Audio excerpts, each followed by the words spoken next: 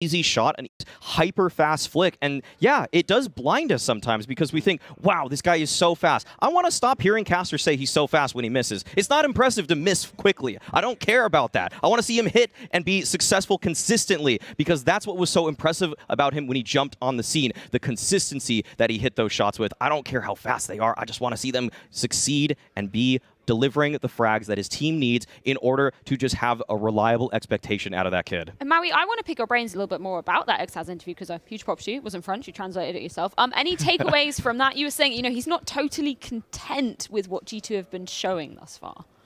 Yeah, the thing is that Xaz has expressed some disappointments with how this roster has progressed. He says he doesn't like the rhythm that's going on right now with the team in terms of their progress. It's just kind of too up and down. And he also commented on the fact that in terms of how this team is playing tactically, he doesn't think they're ever going to be an incredibly tactical team. There's too many individuals that are seeking their own on the maps consistently, and I think that Alexi B is kind of having to dance with this. The fact that he's playing with players who have star power beyond that of which he's ever controlled before. So there needs to be the right balance of autonomy versus his strategies. And also, shout out to this guy, Rich, that actually helped me translate it. I like the fact that you mentioned it, the tactical approach for G2. Just have a look at the maps they played the most, right? You're talking about Inferno, Mirage, and Dust 2. These are by far the 3 maps G2 plays the most. Where is the tactical identity behind it? I do agree. You have great players, and you want to play open maps where they can strike. But I think when you bring in Alexi B, you want to kind of help him deliver you that tactical depth. You want to maybe play a Vertigo, you want to play a Nuke, you want to play a map where his insight, his understanding of the game is going to prevail. Let's go back to the end days. The Train, the Nuke, that's where Alexi B made his mark. That's where he played this beautiful Counter-Strike. And now people are saying, oh, Alexi B is a fraud. He doesn't exactly play maps where you can shine so much. And da-da-da-da, where do we end? On Mirage. That is, that's just a typical map where it seems like both of these teams want to flex their individual powers, and Alexi B doesn't get to have as much control as he maybe would have wanted. And yeah, I think Maniac, you really called it as it was. That's just kind of been one of the things hindering G2, is it feels like their map pool isn't quite as tactical or as strong in other regards as it should be at this point. The fact that they even had Nuke as the final option between Mirage, of course, NaVi's a pretty frightening team on Nuke. They were one of the best in the world last year. It's actually the best in the world last year. But nowadays, you think that Alexi B would have come up with some ideas. He made ENCE look like a giant killer with that roster, and now with G2, he wants to go to the Puggy map. And I don't even mind right now. Right now we're talking about best of one between NaVi and G2. We end up on Mirage, that's fine. I think for the show, that's beautiful. We're going to deliver. We're going to be delivered a great game of Counter-Strike. But our job is as well to kind of project where G2 can go into this tournament. And this is where the map pool conversation is going to come back to haunt them. At some point, you have to be able to punish the other giants on map they wouldn't really want to play, on maps they maybe have left on the side. If this is just Inferno, Mirage, Dust 2 you come in with, there might be limitations. I just want to circle back to the tactical element of G2 as well, because it made me think of something that Devilwalk was talking about coming into the Challenger stage, kind of questioning the T side looks from G2. I think that right now with G2, their T-sides are actually much better than the eye test says. When you look at the stats, they actually are one of the best T-side teams in the world at all of the relevant Tier 1 tournaments. They have almost always above a 50% win rate on the harder side of the map. It's just that we sometimes see these obvious and glaring flaws. And for the expectations we have for G2 to play what should be the perfect blend of star power and tactical Counter-Strike, we expect absolute greatness, and we just haven't seen it quite yet evolve in the way that we wanted. That's because we haven't gotten to that blend that you were talking about. And this is when the doubters of the world point their fingers at G2, because whenever individuals find their rhythm, it's all good. I think Alexi B has a good enough picture of the game. He can send his army wherever he has to, and they'll do the damage. What we haven't seen quite yet is G2 hit a brick wall, and then them figuring out something outside of the box, something deep in terms of how they approach the round. That's the next step. But that has to be practiced. That has to be put forth as one of the effort. We as a team want to work on our diamond strategies. We want to work on some of these gimmicks, not just hope that Nico is going to find his timing, hope that Hunter is going to do his job in window. Yes, they will, because they're exceptional. But the day they don't, then you look a little bit outside of your comfort zone. Well, I'm very excited to be diving into this Mirage, one of the most split matchups coming into the opening stage of the Legend stage of PGL Antwerp Major. Scorny, Lauders, who are you siding with for this one? Who am I siding with? Man, it's a hard one to split. You think you're excited, Freya? I think I'm more excited, okay? Because this is going to be fireworks. The individual level of each of these players, I'm happy we met on Mirage. I like this conversation. Yes. You know, a lot of our really good, may I add, very good pregame segments today. Yeah, it was all right. You guys are all right. They're phenomenal. But a lot of the times we jump into the server and, we've had some disconnect. This is one of those where I'm glad that we had a bigger picture conversation about G2, their future, their run at this event, and now we're just going to lock it on Mirage and let's see what happens, man. This is gloves off, fisticuffs between NaVi and G2, two of the most star-studded, individually incredible teams that you could piece together. Individual skill on a lot of these rosters these days is so high that it's hard to say who are the top two, but of course these two are in the conversation right up there with FaZe, and I think Mirage is the best possible place for this to go. I think the point that Maniac brought up about the expanding map pool for G2 is going to be a big one. During the Challenger stage, I heard them discussing the fact that Ancient has been a problem in terms of G2 getting to win it in the vetoes and having to go up against good teams on it. Best of three is a problem that will come up, and it will expose their flaws if we get there. But they even at least got a bit better on Ancient. And as Maui pointed out, their T-sides are not nearly as bad as people want to make it seem. I feel like a part of the culture is right now is to doubt Alexi because of the situation on OG, where first of all he had much worse players. Not like bad players, but in terms of like. Not Nico. Millions of dollars. Yeah. You know what I mean? Let's just put it that way, okay? So right now, like they've delivered. I mean, the results have shown really like a high amount of promise, and we just saw FaZe lose to ENCE in a matchup where ENCE just looked like the better team. In a world where a lot of people, if not most people, are going to say FaZe were the favorites to win this major. So that's just to say that the competition is incredibly high after. Following PGL Stockholm 2021, the amount of roster moves that went down, all in order to build a team that could stop NaVi from winning every single LAN they attended. And now we're seeing some of those rosters come to fruition. Yeah. G2 is a direct result of NaVi in that sense, losing every single final to them. Them, in fact, not even being able to win a map in any of these finals. And, well, here at the Major, in the Legend stage, we're going to get to see a rematch from their win at Kato, actually, where G2 won 2-0 over NaVi. Of course, that was the kind of the height of the conflict at that point when we were at Katowice. So there was, part of us that were just like, we would like to see this rematch in sounder times. Hard to say if those times are actually sounder or not, but NaVi are going to have a chip on their shoulder about that loss. And oh, wow, that's an easy frag. Jax was just lighting up a smoke. All that's left of Jax is this puff of smoke. It's like the magic trick, except you disappear before you throw the smoke bomb down. Yeah. Simple with the... And now he's here. Melon Smashers. Oh. Oh, no. Oh, Simple's got Monacy as well. His protege. Yep. Yep. It's close. No shot now. No shot. Nico, it's Nico. It is in fact Nico. What happened to G2, man? Man, they got melted down like a cheese string in the microwave. Oh, it's been a while you haven't brought that out. Yeah. God, you just had to remind us. You're disgusting. So we didn't even get to see what they want to do. Man, I mean, we had you so could much... see from the angle that Jax was holding that smoke that it was probably going to land in B. We know that. This round was going to be something. Look at Electronic hiding behind this. Look at this guy. Always thinking skinny. Sucking the gut. I mean, Electronic's got no reason to peek. Yeah, you know what? He should just swing, though. They actually he has to die, so... They're leaving him.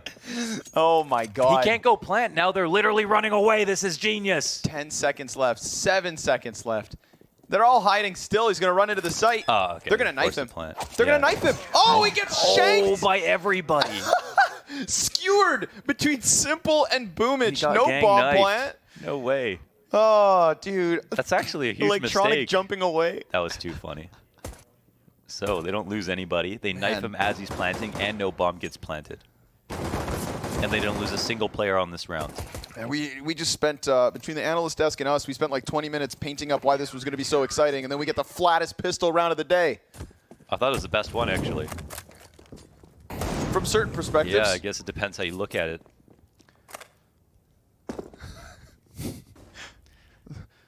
The competitiveness funny. wasn't quite there. Everything else was. If you like NaVi, you love that round. Put it that way. Where'd that money go? It was Boomich who did it. Put in the savings. Put it in the savings, huh? It's still playing with the M4A4. I like how they all knifed him too. Yeah, right. Should be like $300 per stab. Actually, that wouldn't work out. You can't kill someone slower than Split the pot. $1,500 worth. Want to see? Catapulted behind the boxes. Jax is there with him now. And what are we leaning on? The Deagle and Nico? Yeah. Yeah, just the Deagle and Nico, huh? You have a problem with it? You don't think it's that good? You think it's overrated? Now that it's dead, I can talk a bit more smack. But now he reminds us what's up. So who's still on the A4 nowadays? Bit and One Flotro. One Flotro, man. He needs to stop that. He plays Cave on Ancient with an A4. And he still has 25 kill habs. And he's still at the legend still stage. Like the same with it, yeah. Jax picks up the Deagle, seeing if he can get some impact with it. Patience is patience. They wait, and it's a spray from Electronic to end this. 2-0 for NaVi. They lose one rifle, but it's all good. Yeah, I like the storylines coming into this matchup. We're talking about performances from Electronic at Bit needing to come up. Absolutely no questions about Simple. It's just unreal what he does, man. It's unreal, especially considering like he has every excuse in the world for the last 6 months to affect you, and it just hasn't at all. So imagine how different your lives could be if you were as good as Simple at Counter-Strike. Yeah, you'd be farming Warzone on stream to 50,000 people every day. And then winning majors on your off time. Yeah. Well, I say majors, but it is currently singular. In their last matchup, Hunter was the guy to watch. He was the guy who farmed NaVi. In fact, in a lot of their poorer finals where they've struggled, Hunter is one of the most resilient players on G2 and doesn't nearly get enough credit for it. He is someone who stood up high for them. We've got some very quiet rounds here out of G2. Map falls silent. Close A ramp pressure. This is a feel-out phase. They want to know which NaVi they're going to get. NaVi perfectly comfortable in their spots. Ready to pull the pin on the peak from Electronic and Bit. And yeah, we haven't seen G2 apply any pressure, so NaVi have held a lot of grenades late into this round, but those are two of the last smokes that they had as we cross the 45-second mark, and the crawl comes in into connector. And they'll start to push. Second player comes out. Jax gets the first one. Alexi Hunter get the next two. And the A site collapses like a house of cards. Just headshots. The bomb has to cross up, however, 30 seconds. There's no one on Cat to stop this. Enough nades for the T's to pull this off. How's Simple going to save the day? Will not find the bomb planter as he commits to the spam on the wrong side of box, and then Hunter gets Electronic inside a jungle immediately. So Simple, they dodged him. They dodged death itself for the most part, and Hunter is swinging for the fences. 3 kills in this one, and it was just that quick connector pop.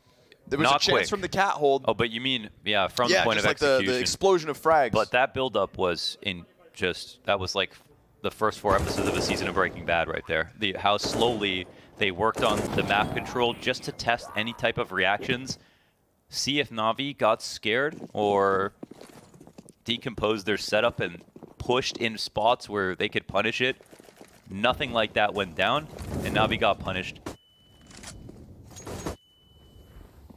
in their positions.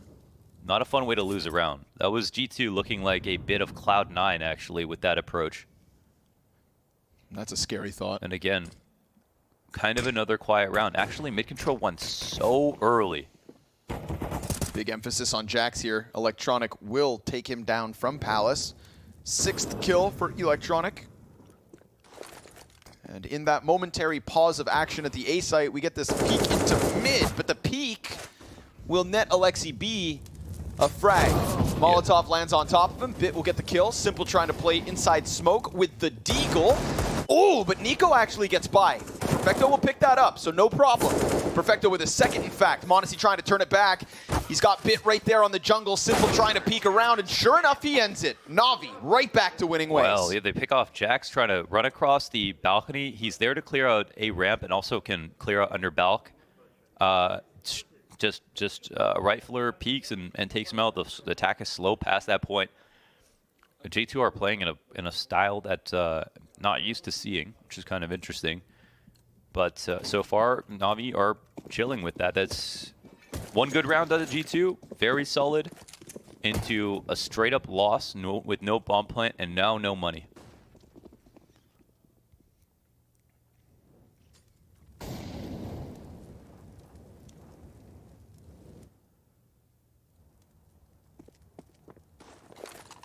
Perfecto's nade will come up short. Zilch with that one. 3 Deegs. Who's got him? Nico, Alexi, and m0NESY. m0NESY takes to the front. He's the first guy in. Him and Jack side by side. Nico there to support it. Oh, is the Academy League duel here coming out between m0NESY and Bit. Will he take the swing? There it is. Oh, it goes a bit above the head. Did it hit the incendiary? I don't even know. It seemed like millimeters, baby, but Bit, oh my, he gets run down by m0NESY. Now that's an AK in his hands, and Simple's tagged to 16. Oh, Hunter. What? P250 kill. We've got a live one. We, in fact, do. Bomb No can't armor. be planted safely, so they have to wait the molly out. It's going to cross up. m0NESY's not done farming. Way. What the hell is this? Everyone dies.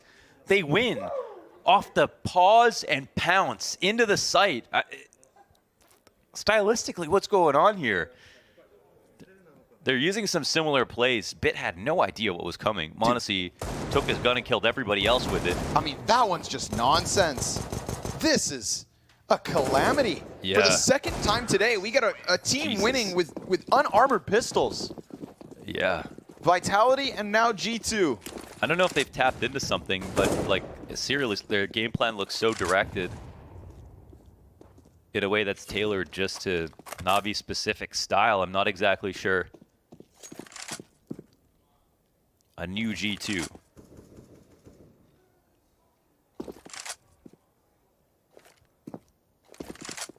And part of this as well is that they're winning mid very early without dropping a player.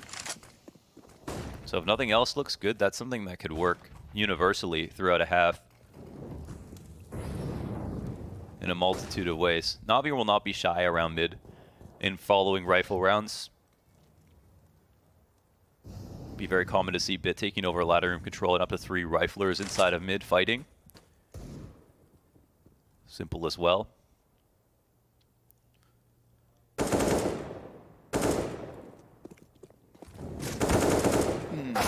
Bit. He'll die quick. Pistols hit a couple headshots, but nothing here. This is G2 just putting the squeeze on the A site. Ooh, Simple's gonna drop bomb though. Give him a chance and he'll take you down, but Hunter will end it. Hunter having a good game so far, 7-3, top of the board for G2. What an interesting match. We're all tied up, dude. Where does this go? Something special. I can't feel like NaVi were ready for this. This is just so like stylistically different for what we've seen. It's not like they're not used to seeing it in general from other teams. Like if they played against Cloud9, this is exactly what they understand and know. When NaVi and Cloud9 play Mirage, it's the highest level Mirage you'll ever watch. Do you think this comes down to, again, like the conversation the desk had prior to the match, where it's like, oh, it's not a tactical map, it's not Alexi B's maybe wheelhouse, but this is Alexi B's look on Mirage? Something new. I mean, they could be trying things. They could have workshopped some different styles. This could be Xtaz coming in and attempting it. It's definitely not a wrong style. It's just different. And so far, at least a couple of rounds we've seen, they look very, very clean, even if it was a rough start. So tempo change here. As they crawl out the right side corner of an A ramp smoke, there is one Falma sitting on default, completely Boomich. isolated for the meantime. They're going to clear Boomich out in a second. Jax will take him down.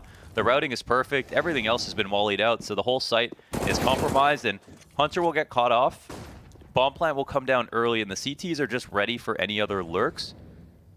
They take too long with this bomb, then that flank is going to look even better. And Nico puts himself into an interesting spot considering they don't have a way to protect him from jungle control. Of course, he's the kind of guy you can leave in a position like this, and it'll be safe. And they also might not think you'd play here. So I don't pay attention to him. Yeah, we'll see if he takes his first contact, but he dies. He's out of the round. Now Alexi looking to tether nicely with Monacy. That op under Palace, dead to rights. Clean as can be, but it's time. And Alexi also next to fall. Jax has been set up for the clutch. He just needs to get the guy off the bomb. And sure enough, he comes off it. They don't have time to defuse. They just played that retake perfectly. They get all the kills, but They did everything too late. That's time makes a world of difference. And G2 will win the round because of it. They couldn't have got those kills faster. So they just started way too late, apparently. What was that? Free frag for Jax and a free round.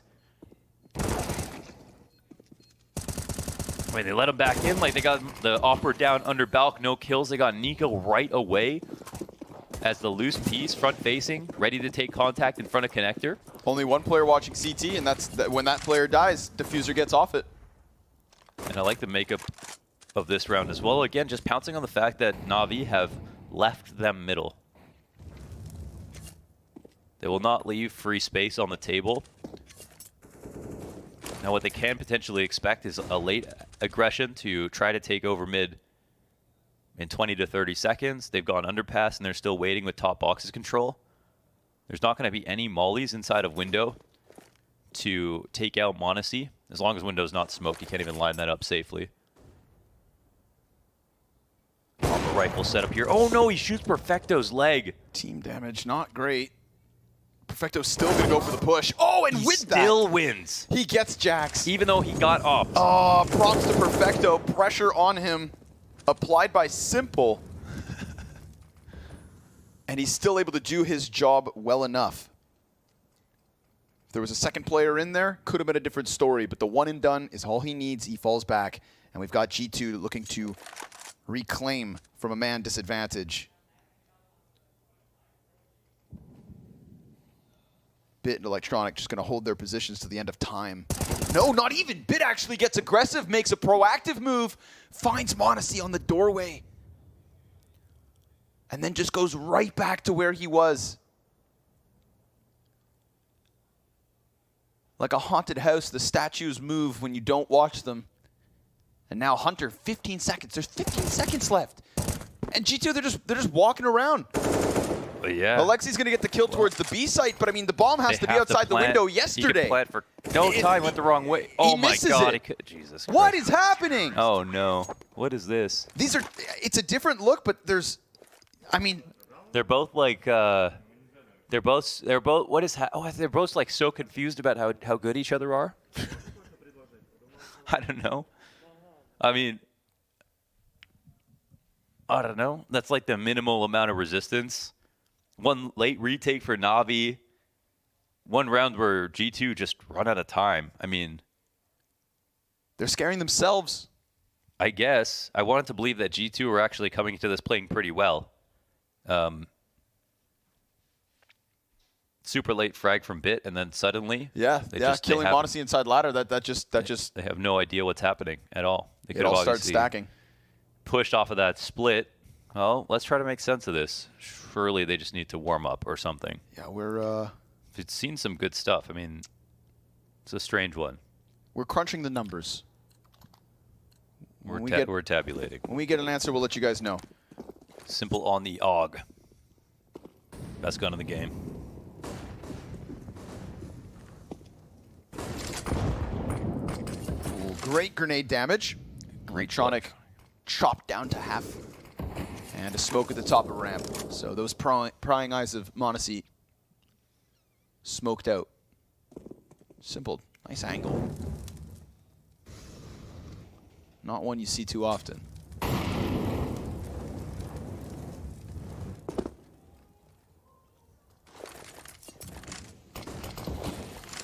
Ooh, another frag this time. Yeah, what goes around comes around, and Hunter dropped to 60. Middle once more. Under wraps by G2. Hunter versus Electronic could be the pain point of this push. Both of them naded down to 50. It's perfect. It was set up well. Oh. And even though Electronic gets the first shot, Hunter gets the first headshot and a second kill as he's flashed into the jungle, activated.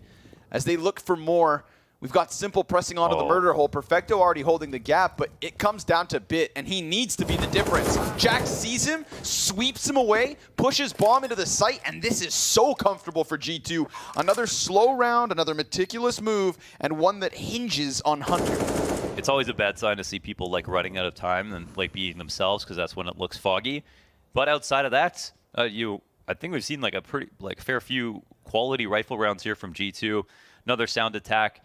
Hunter gets weaponized perfectly. I mean, first of all, comes down to aim to get his first kill. He's 10-5 now, winning that over Electronic, who also had 50 health, with the first bullet kill, even though Hunter comes down to 7 HP. And then they pair that nicely. Complementary play to use Hunter flashed out of connector with Monacy's flash to grab a second target, and they've once again ISO'd the under balcony guy like they did in the previous rounds. And it's just overall good. I wonder at what point are NaVi not going to play it so slow in the early portions of the round and attempt to take the fight to G2, especially inside of middle.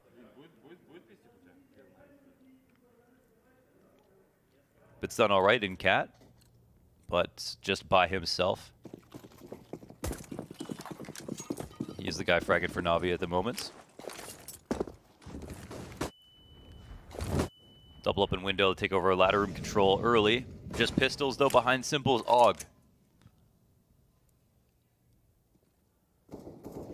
Bit hit. Nico comfortable enough to walk out, and it's an insta-frag into Boomich. Opt to support over the shoulder. That AUG on the wrong side of connector for the moment. So with it, the hopes of NaVi fade.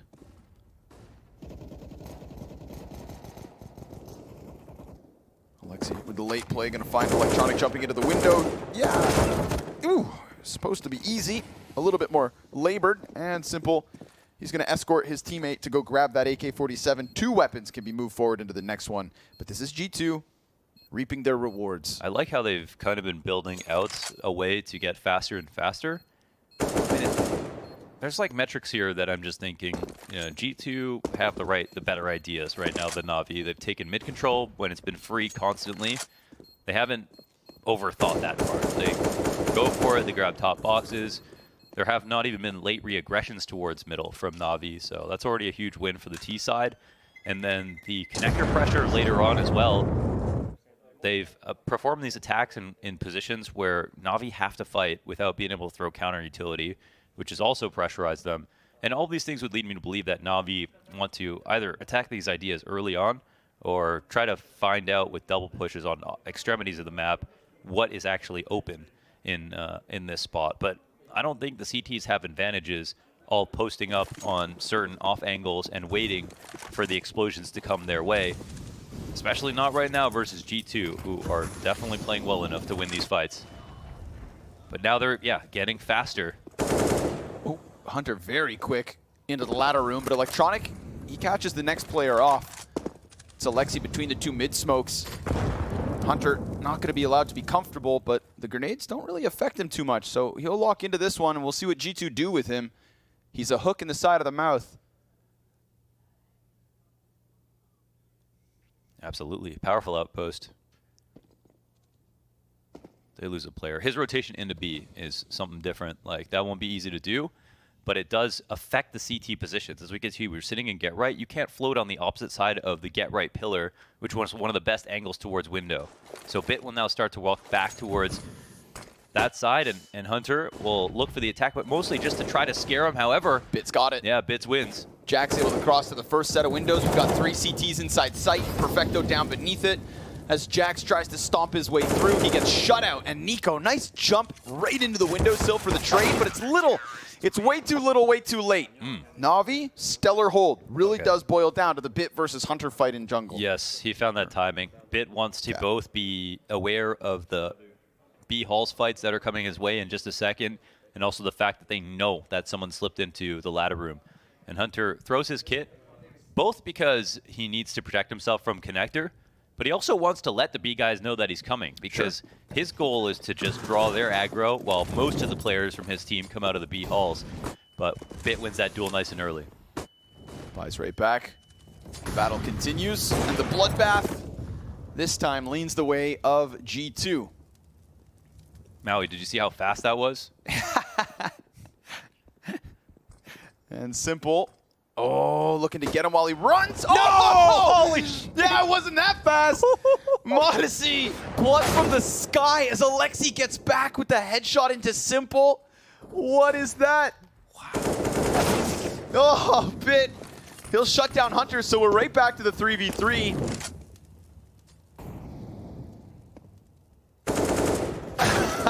And Jax. Hold on. Yeah, he's got a little life left in this one. Boomich will be pressured off Ticket with the Molotov. That's going to enable the 2 players to cross, but there is still that cat angle being held. Interesting. They jumped over it. 2v2 handshake. They need to clear out these positions. There's no way for Alexi to plant not knowing who's on cat. And if they wait long enough, the rotations will come in.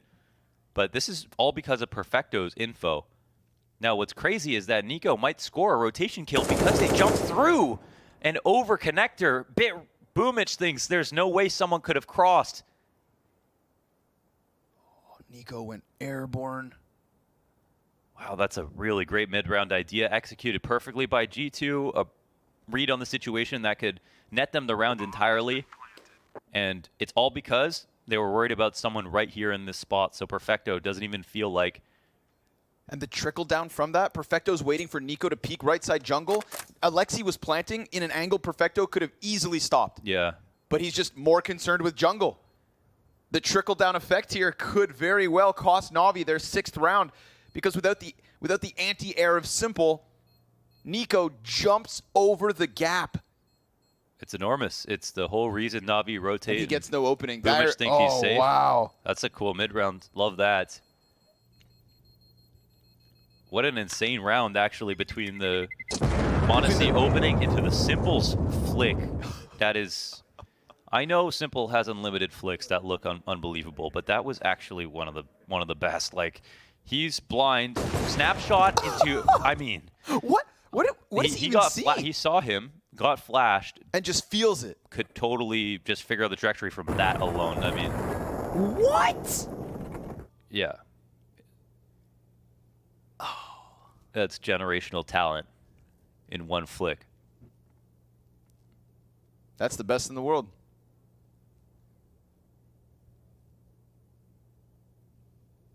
Flicks fast and lands it. Almost as good as Brokey. Oh, yeah.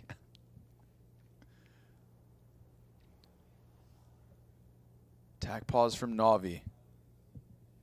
Ooh, this T side. It's different. It's different. It's different, It's man. kind of cool. It is. You know, they are trying something new, and they had a flub with the time. But that's also what that was the one time it looked bad. Yeah, that's the one time it looked bad, but that also does come with the style sometimes. Yep. And we've seen that with, for sure. with Cloud9. They're playing with fire when it comes to the clock coming low.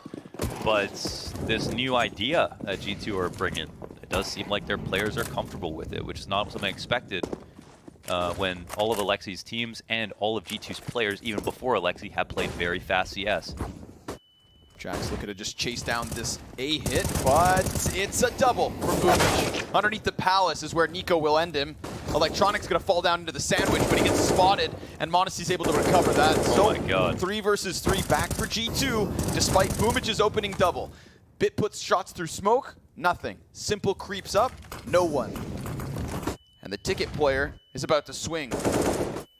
Perfecto, it's just open territory. Then Modesty over top of the firebox. Frag comes out from Ticket. That's going to tell him there's another player there.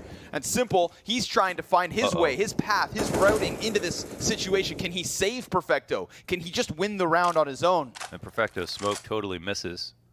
He doesn't have a way out of this situation. He's only got an MP9. They don't know that, actually, even though one shot earlier.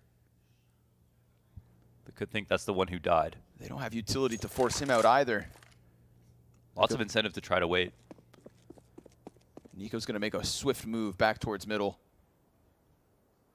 Bomb's going to remain tucked. Yeah, they could actually overcomplicate this situation. The op is rotating in through spawn, and this will give some assistance. Ooh, chance to shoot. Simple in the open. Excuse me? They're Gets just running out. Monacy. Oh, they leave one It's setting up a firebox. trap. It's all about setting up Alexi. And as Alexi starts to creep out, No, Perfecto. Great cover. Nico in the 1v2. Time is his biggest enemy, and that is great damage as he almost gets Simple down with just the spam. Still, it's a pressure, but Nico, it's close. He's got 10 shots, and he just gets pulled apart as Simple seems to disappear in sight. Wow. I have kind of a headache because I'm thinking they're playing this 3-on-2, but what is the value add from taking over mid? So they had time to make this move, but does Monacy need to swing on CT spawn just to secure a bait if they even have this other player coming in through connector off of that play? And how do they both end up doubling on firebox? Are they that scared? A little weird. I feel like there were better options there. I don't know. We've seen some good ideas. And we've seen growing pains. Yeah, we've seen growing pains for sure.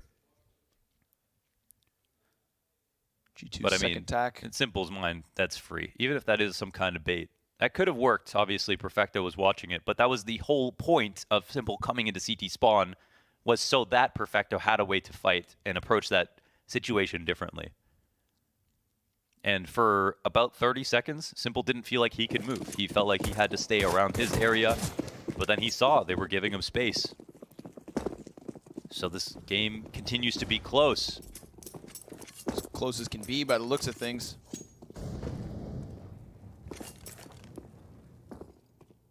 If it wasn't for that crazy pistol round win at the B site from G2, it would be NaVi in the lead. They were working with about the exact same as what they have right now. Can lightning strike twice? The flash is at the front. Oh, but he misses his chance at the deagle. If he gets just able to pop bit, then everybody slips out. The closest rotates, still a bit of time away. Bit getting that one kill just kind of sends G2 reeling for a moment. But they're not even working with a flashbang. It's going to have to be dry. Jax makes footsteps sound, so Bit going to stay locked in. Ooh, okay, Jax crawls underneath it. Of course, the player on the garbage can is watching the door.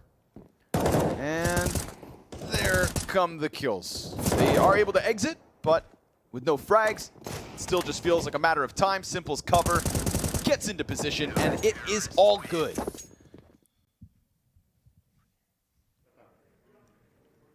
Very slow. Very slow indeed. It did work for them already. Almost a similar play. Getting to the end of halls with just a couple of deagles last time. This time only one. And now round 15. Bly comes in. Any question marks? Alexi only has a Galil. Apart from that, looks pretty solid. NaVi's Bly, of course, a bit better. Kits on most people, although why wouldn't everyone buy a kit? Simple decides no, he has no money for that. And Simple gets tagged on his cross over towards the stairs. Damage is one thing, and a kill is another, and I think the lowest value target to get the 17 HP is the AWP at the beginning of the round. So it might end up having a butterfly effect. We'll see. Nico making a bit of noise on A site. But more of the same from G2, a slower pace. What an anomaly in this head-to-head. Yeah. It's breaking some new territory here in terms of ideas for G2. And when NaVi control the tempo on T side, we'll see another very different kind of style.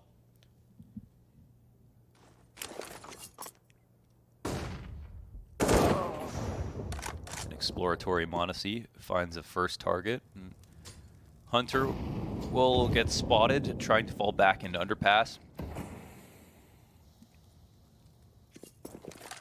Sticks around, Simple. It's a pretty big win. But at this point, time is money. And at 30 seconds, the bomb will have to make its intentions known. This round is going to try to end B. See ya. Bit from the back. And Oh, but they're just going B off this fake. Nico wanted to get this kill. If he pull the rotation slightly, and now Jax starts to make noise, but now they've got to find the target. They'll tuck. They do. Jax, whoa, fiery hot shot onto Bit. One back empty pillar. Rotation's coming in. Bomb is a little bit late. This Perfecto smoke could will stop help it. them out. Jax goes in, gives cover, and sure enough, down to the wire. Oh, but he just runs through. Yeah, making a round for himself. 3 kills on this one from 5 to 8. Boomich into the clutch as G2 look to take that 1-round lead at the end of this half. Another round that comes down to the final 5 seconds. Jax does it all. He's frying. Those were some moisturized peaks from Jax. Slippery, smooth, suave. As always, Jack's a movie star.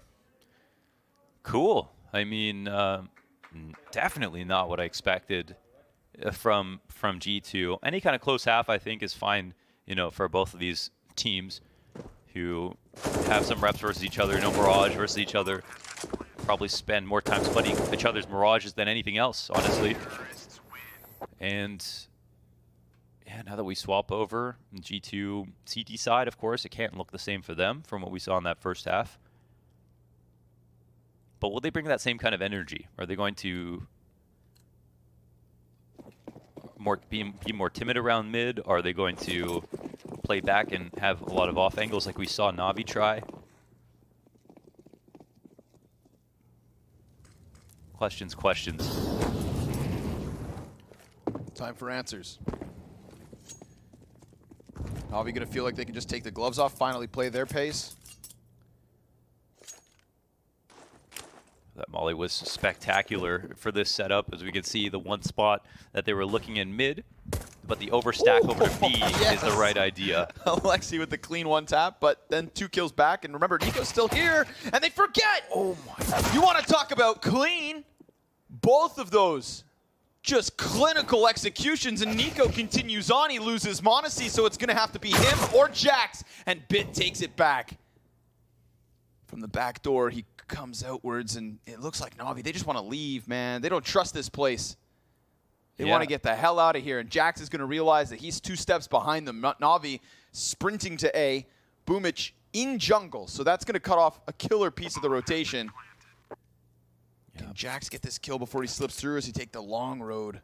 And even if he does, by the time he gets to default, he does have the kit. That's 5 extra seconds to work with, but you'd think that Boomich will just double back from jungle. Oh, Jax is in between them. Where does he think? They think he's cat or mid or something, but at least the utility will tell them what's up. Jax pushes into the site, contemplating options, sees the pick from Bit, and no, because that one's labored, it's able, Boomich, to attack from behind and end it for NaVi.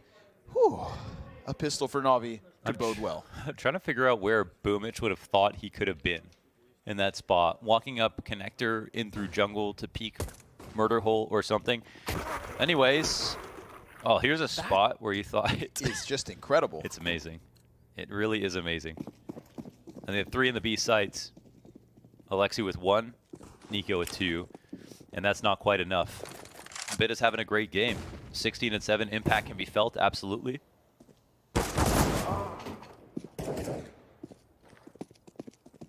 Opening kill versus the force buy of G2 comes easily.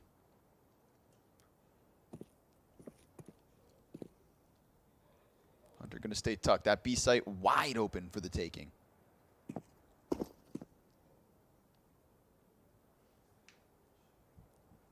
Sniff out some clues.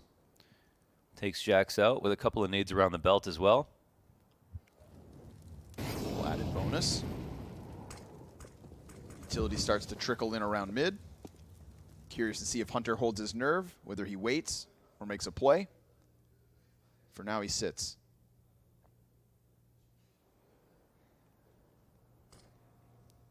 Hoping for a lurk to come in. The A site will slowly be crushed. All spots empty. It's time to move on in.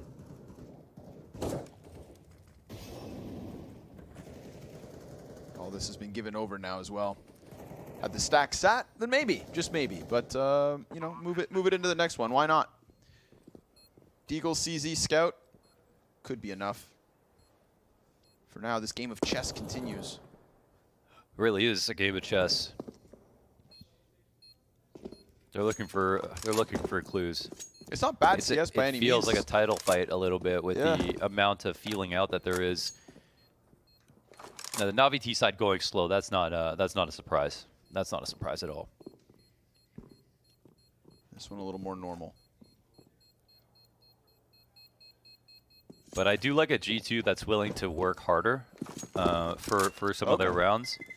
I think that's actually something that I've personally been critical of Alexi when it comes to the calling, is that sometimes they play so fast as if they have a huge advantage in certain moments where then the rounds get thrown away, where multiple people get traded. But with the level of individual talent on the roster, I can see why you could also think about leaning more into a style that opens up way more 50-50s on T side instead of super quick rounds. But then he's already got that other half figured out. He's got lots of very good eco strats, fast half buy strats, and fast full buy strats. Now pairing that with very strong defaults that are slow crawling, yeah, he just mapped out a super solid philosophy for how to look at an entire T side. Hunter looking for that second CZ kill, but Electronic's going to stop him at just the one. Still, there's a lot of damage being done here. Boomich is on 30. I'm assuming by way of scout. They lose a player trying to push out from ramp. And they don't just lose anybody. They lost Simple.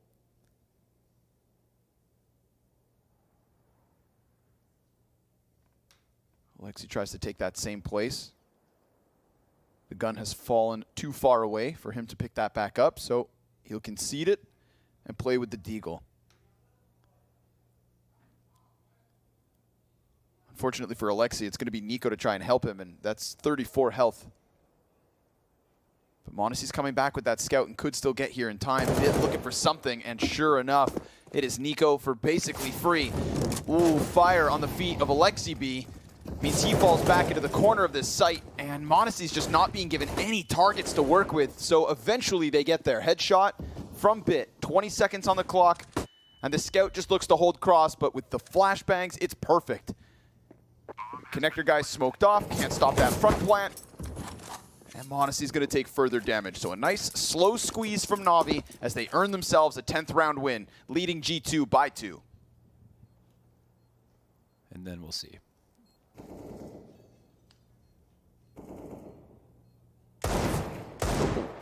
Take those, and almost gets Bit. Some good rounds from Jax. Classy on the entries.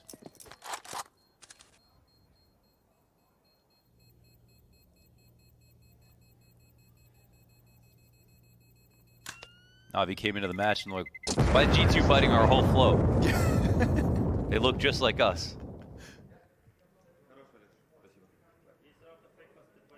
No one's really like top fragging for G2, as weird as that sounds. There's no one that's actually got that many more kills. I mean, like Max is out of 11 here. Yeah, 11 to 8. Yeah. It has been such a team effort in that regard. Nobody quite like Bit. No one quite like Bit, that's true. Which was something we had to mention. That was true before the match started, you know? The players who cool off. Nope. He's going to start this major ferociously. It doesn't lose majors. Oh, almost, Boomich. Almost, my friend. And yet Nico going to struggle as well to finish off the kill, but he gets there.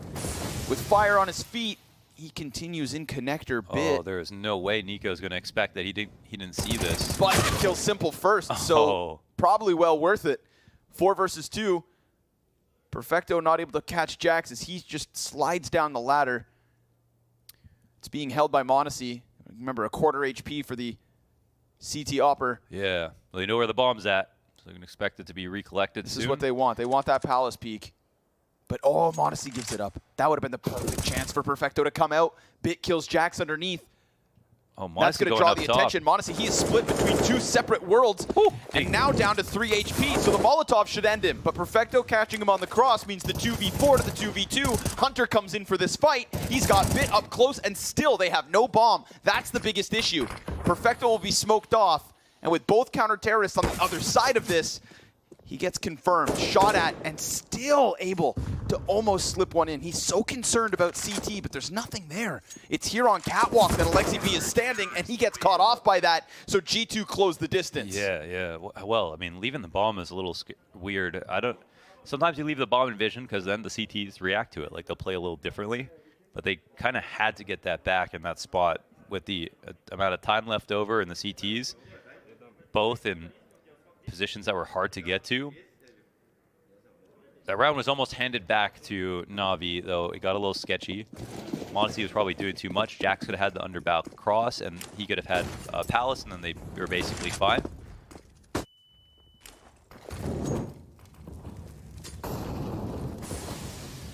Decided to look for it. Nade is pretty beautiful here. Square on Boomich, 35 damage. And Hunter will oftentimes be the first point of contact in these slow crawl rounds because of his activity around jungle window.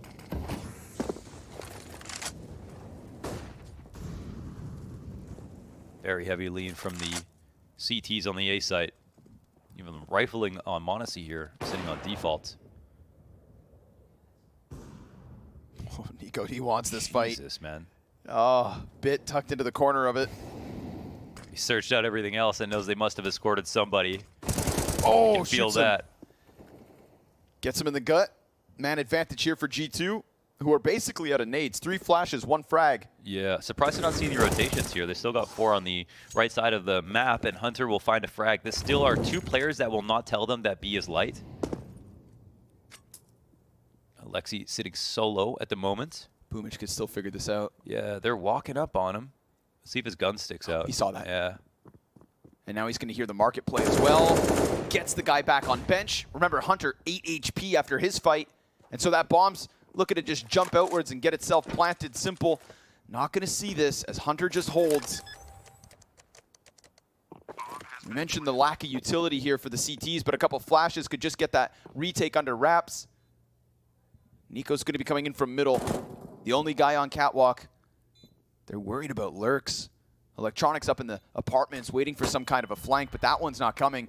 First flash thrown from m0NESY, gets the 2 CTs out from the door. Simple looking to lock them in. He hits the collateral, pops up, drops Nico, flicks over towards Jax, who's now just the last one alive, and while he will catch Simple's head, it is NaVi with the round win. They did such a good job of setting up Simple in this spot, especially Boomich, like securing the bomb plant, causing enough noise and distraction after getting aleXi in this close right market window position. And then the CTs didn't feel like they could even approach in this spot. Doubling up on bench was huge. Boomich gets a kill in this position as well. And then he just doesn't stop fragging. A great move by the captain to walk up into B. But that was a glaring hole in the setup after G2 had gotten those first 2 frags. Wonder why there was no other rotation. Think about that. 4 players alive and a hole in middle to get up Cat. So that means there were 2 ways to attack the B site that only aleXi could watch one, and there was still no help for him with 5 players alive on the CT side. Just did a lot of math and none of it sounds good.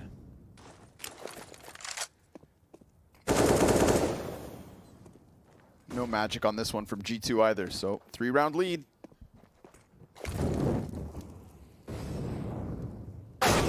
Ooh. All right, Jax. That's a Hwandig and CZ into the equation. 3-round lead, huh? Yes. Probably. Okay. Look at this Palace flank that's coming in. Very timely. He ran just the right amount. Oh, no. Electronics dead. Oh, my God. 3-round lead. Probably. Oh, it couldn't get worse. Probably. Yeah. Simple. Oh, no. G2. Yeah, right. 3v5 unarmored pistols. Yeah. 3v5 unarmored pistols. NaVi did it. They dropped it twice. 2 times G2 have been able to win these kinds of situations. He doesn't even need the gun. Oh my God. He But doesn't how? even need it. But how? They all refragged. They got into great spots. Listen, there's a better team that played better CS. Okay. Hunter, Alexi. I'm going to list you off some players. Hunter, Yep, okay. Alexi, Nico, Jax, and Monacy. Oh, that sounds like a pretty good team. Full stop. That's it. But surely nobody would have the money to make a team like that. Yeah, Carlos just laughing, spitting and laughing. Money, you say? 4,200 on Boomich, 4,750 on Electronic. No buy outside that. Ooh, that's a sketchy one. Not once, but twice. And this time, 3v5. Man, when he got the kills bottom connector, I'm like, okay, cool. You grabbed a Galil, got an AK. Yeah, all right, yeah. Yeah, little freebies. Take what you can get. That Alexi flank. That's the nail in the coffin.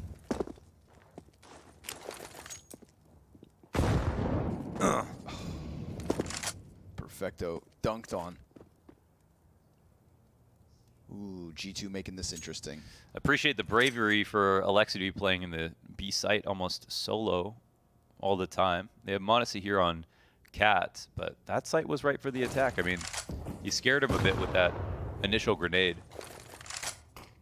But if NaVi have seen what we've seen on these past couple of rounds, they'd be more interested in it. The pistols here for NaVi, not quite that of G2. Perfecto almost. Monacy chomps him down. So simple. Last face and blasted face as he tries to peek that bench. Splattered on the bottom of middle by this kid. Yes.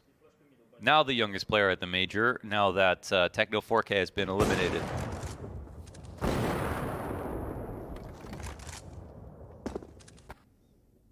Look at that little chrome dome.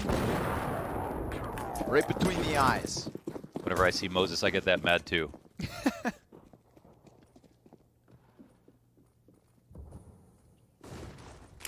Buy in. Let's see it.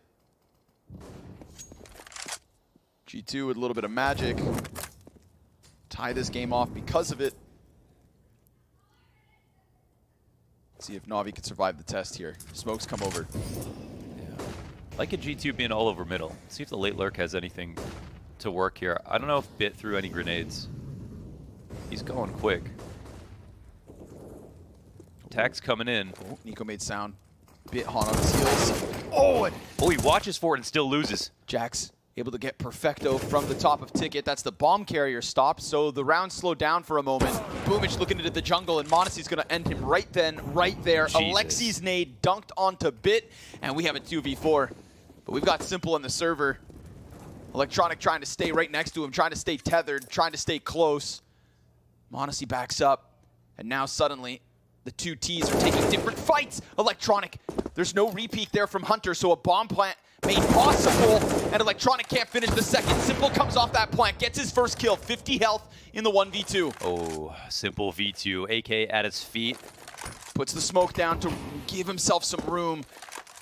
Still has yet to plant. 25 seconds left over. Jumps up, saw Alexi, feels that he's getting close. And a no-scope from Simple makes this one look doable. But here he comes. Monacy on the stairs. His position unknown to Simple. And he's trying to piece this together. Finally decides to commit. And Monacy ends him. Woo! Right through default, in between the missiles to the side of the body, and they don't have to worry about that. Simple with a thunderous no-scope in the 1v2.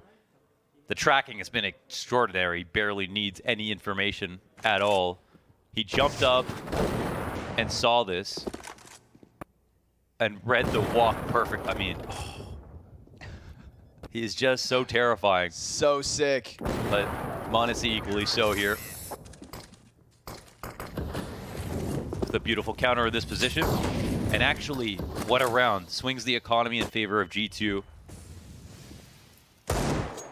Straight pistols for NaVi. Ooh, an easy first one as Perfecto comes out from Palace on his own. Yeah. These are map-defining clutches at this point. That they are. With those two crazy wins with unarmored pistols and now a Monacy versus Simple 1v1. G2 well-earned lead. extended by an easy anti-eco. The economy blossoms for G2. NaVi's still trying to play catch-up, but at least they've got money for the buy. Tactical pause, third time for NaVi. Only one more after this. Hoping Blade can offer some input. Yeah, off the tac pauses, NaVi I feel like have such a high win percentage because of Blade getting involved with the ideas, and they absolutely need them right now. I just think so far there are so many small details that G2 are actually pulling off that are a little bit better, and NaVi don't have the individuals today behind it. I mean, even that simple 1v3 is close. He's 14 and 15. Bit is the player who is stealing the show, usually solo lurking to get entry frags, and sometimes winning a duel where he's getting called out still hitting his shots. So Des talked a lot about Electronic, not his best map so far. And for G2, they don't have any top fraggers either. They just have a really even stack of kills between the 5 of them. Nico will win against Bit this time around. Boom, and 3 frags. Nice. It gets 2. Hunter gets 1 back, and a headshot angle for Perfecto, but it's not good enough. Can't get out, can't escape. Fantastic flash from m0NESY. He's had a couple of key flash assists so far in this game. That's one of them. That would have been a 2v2 if Hunter had died. Simple push back down into the clutch. G2 looking to rise to the top here. A 14th round on the line. And utility dumped ahead of Simple. Wow, they've been shoved out of this. What a sequence there between the frags from G2, the refrags from NaVi, and Hunter's final answer. And now Simple, he's desperate for a second as the fire burns right behind him, and still somehow he finds a little more room to work with. He's got a smoke of his own, but the flashes again. Yeah, another one from m0NESY. The flashes again, and Hunter, yes, the impact felt again in their that one. matchups versus NaVi. Hunter has been the king. I would go out on a limb and say he's been the best performer from G2 in the finals. The ones they've lost anyway, which is all of them. but still, somebody who stood out by far and away the most. But again, behind every great peak was a great flash, and that was m0NESY twice so far in this round.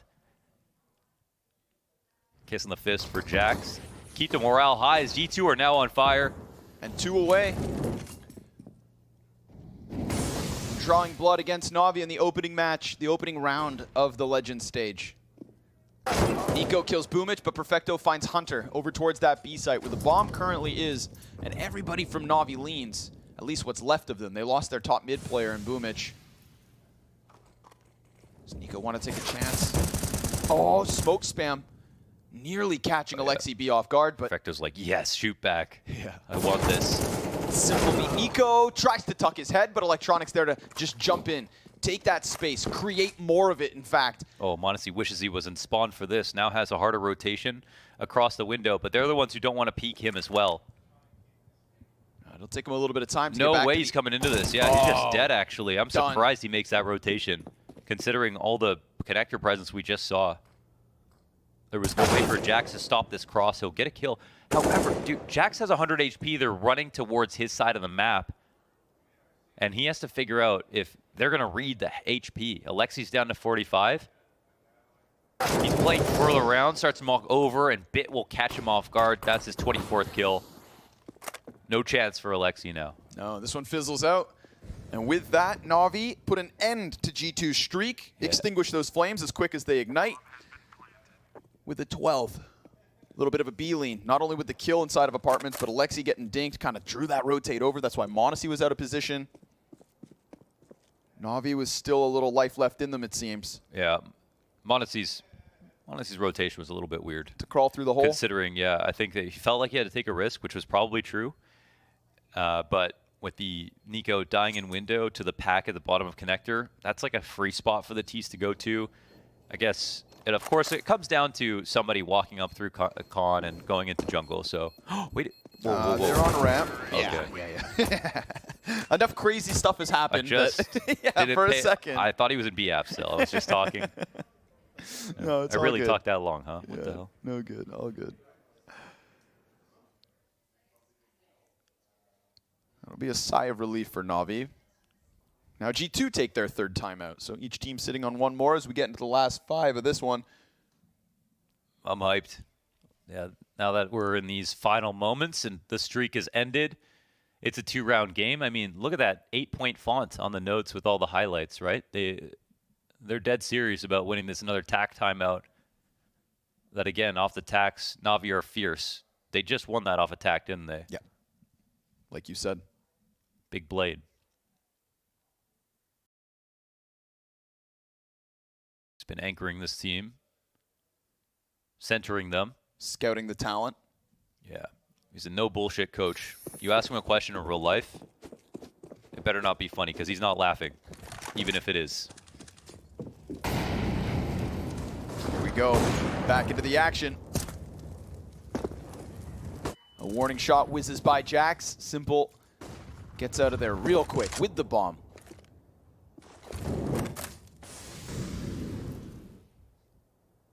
Ooh, G2, all right.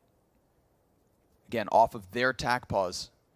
See if things change too much. They establish m0NESY on the angle. He's holding bottom ramp, waiting for any kind of a peek in. Yeah, he's swinging right now, though. Nico's opening himself up to a bunch of timings, but this is usually where Smoke. he's scared for his opponents, not him. Did they has- miss their top con smoke? Yeah, yeah. No, the top window and maybe top connector, because window was missed and Bit had to burn his smoke for it. Then Jax, he activates. Oh, that's simple. Dead Perfecto, low bomb spotted, intentions understood. Nico in the right side of the window as Bit crosses by him. They cross. But there's a way for, oh my God. Oh, if Nico doesn't check this. But who could look back? But Bit's got nothing else to do. He might turn his attention around. Timings here as he walks back All out of the over. window over towards B, and Alexi kills the guy inside the site. Bit still has a way to win this round. He doesn't seem to have seen that Alexi got over towards Van. At least the time's not too big of an issue just yet. But Bit, there it is. There it is. Confirmation on Alexi. Taps into him. Ends it. Creates an opening inside of the B site. Bomb comes out. At 2v2. Oh, the amount of things that are happening so far. Dude, there were layers. This one got stringy. The retake positions are good. There's no one up in B halls. Will they jump up there? Nico goes and grabs a smoke. Double flashbang here for m0NESY. Post-plant position's going to be Bit on get right, and Perfecto above him supporting the cat so that Bit can just keep his attention towards market. Bomb halfway gone. Kit on m0NESY, none for Nico. Smoke, again, still within the equation, but Nico is dead. Insta-kill in from Perfecto, and m0NESY, that timidness, it sinks in. They let this one slip, even with the fadeaway frag. It is a 13th for NaVi, Yeah. Bit behind enemy lines. Oh, man.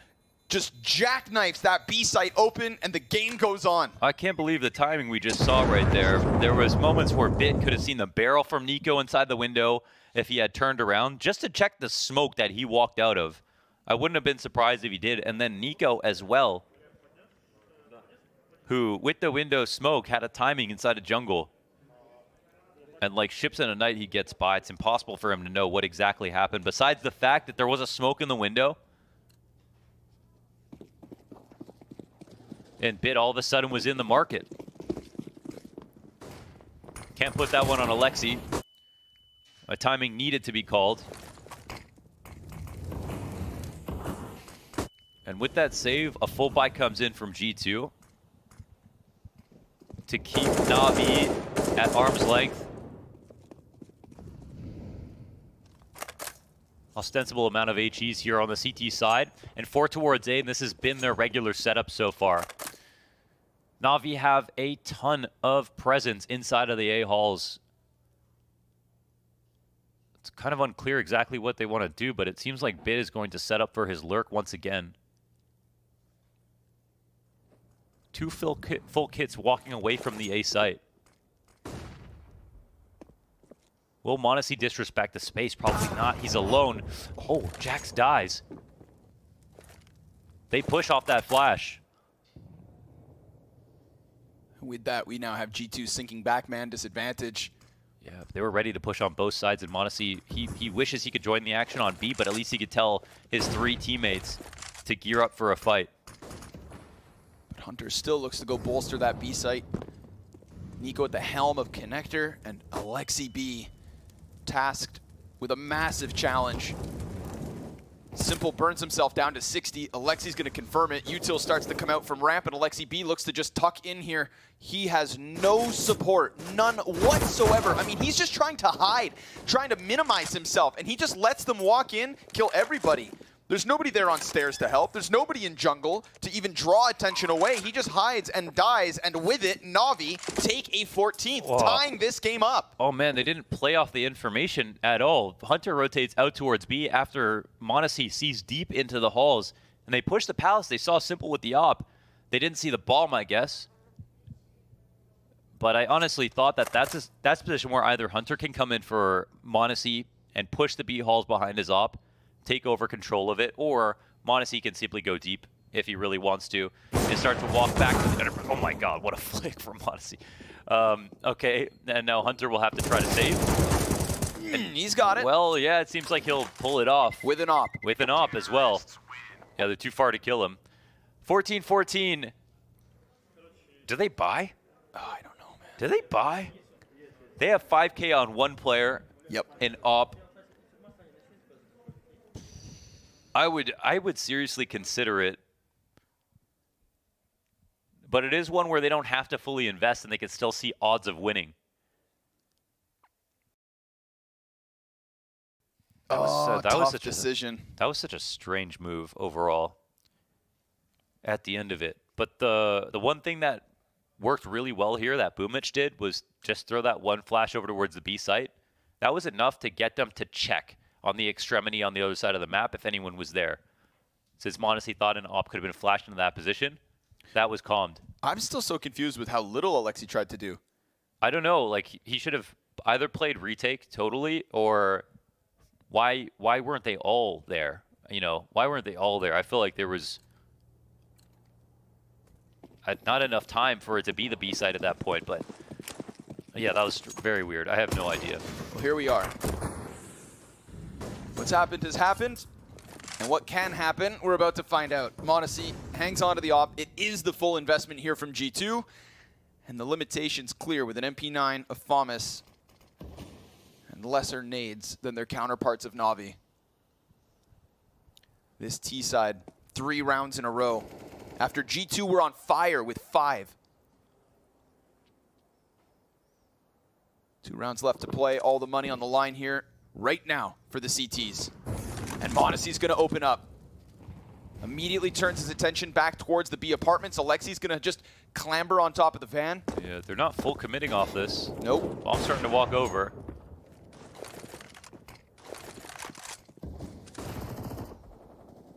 They actually fade away from it. Still got a ramp control as well for G2. What can Simple do here? There are spots where he could be set up to trade out frags, but it's actually Jax on the crack spot. Back to walking Palace. Just as we saw in round 28. Late smoke down on the ramp, and they can play within it. So I don't know about the 25. Palace play in this situation, and Nico's going to know that this is Bit walking up into the bottom of the neck. Once again, he's been doing that. And there's Jax with just one. Nico, he's able to get something in the middle of it all, keeps that man advantage up for G2. Oh, he saw that. Simple saw that jump. He expects it. Perfecto just plant that bomb with his 9 HP. Oh. Simple predicting the angle, but m0NESY looking to bring it back from CT spawn. Now Simple knows the last 2 positions, but can he hit the shots? Oh, we know he can, but the question is, will he hit these ones? He's not playing on default. This is a trick. 40 HP, and they are going to think he's in a certain number of positions, but this means he has to get a kill early to play back towards a bomb. Smoke goes in. Oh, that's Alexi. That's Alexi down, and now it's another 1 versus 1. Oh, Simple wins it this time. 15 for NaVi off of the back of their Stars clutch. And there's that impact. And you can lose a 1v1 versus m0NESY, but when it's from 15, when it matters that little bit more, Simple delivers. There's a position where a little bit of information goes a mile for him, and they give him this peek because the bomb is planted in such a spot they think in the back of their heads, no way he would play here. And then he hits a lightning fast shot onto m0NESY, and NaVi have guaranteed overtime and chewed through a Hail Mary buy from G2 where they saved an op and started out with the kills. Ooh, one way from Monacy.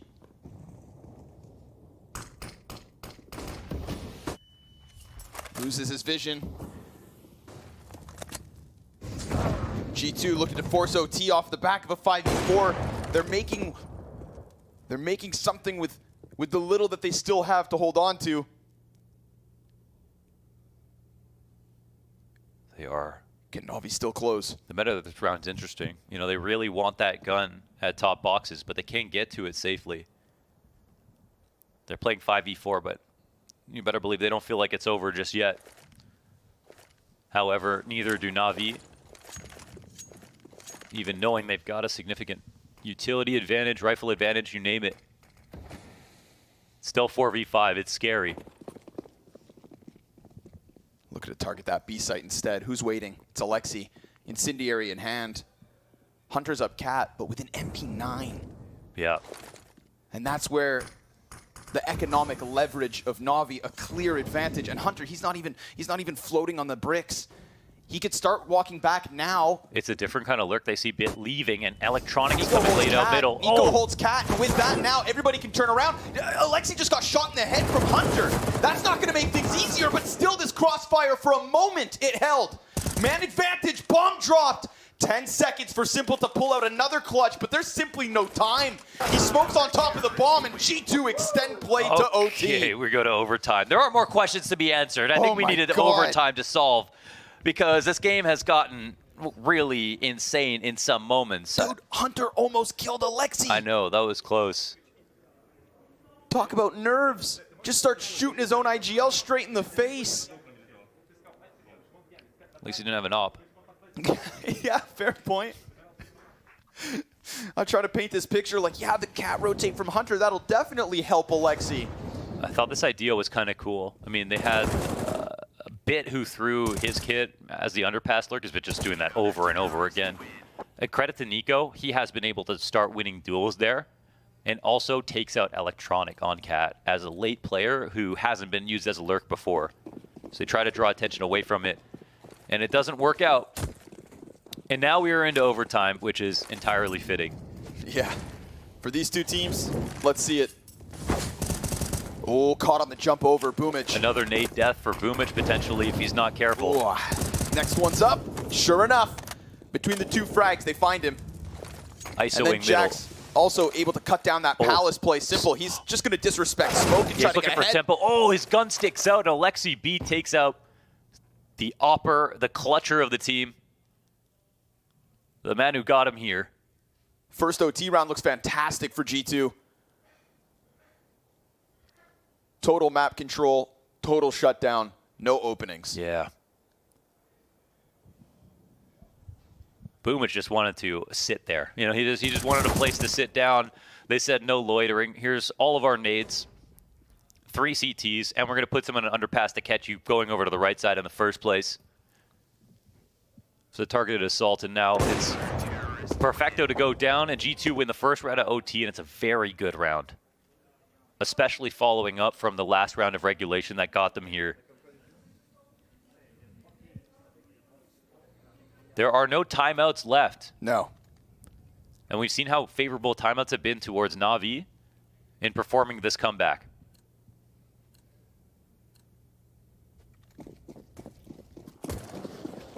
Blade's just going to have to lean back, grit his teeth,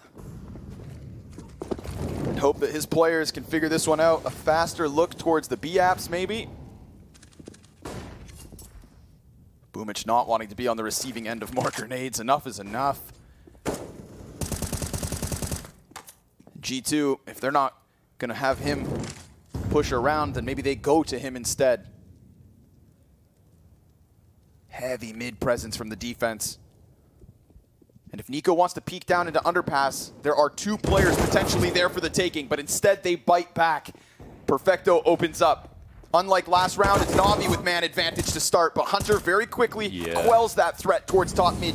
It's not Boomich to die first, but it's still Boomich locked out. Simple, nice shot. Flicks it slightly into Jax. Man advantage taken right back. Oh, they keep and G2 boost Hunter to hold. They keep refreshing the spots in middle as well, and NaVi continuously want to fight in here. And did a window smoke get missed? I don't know. Wouldn't be the first one. Yeah.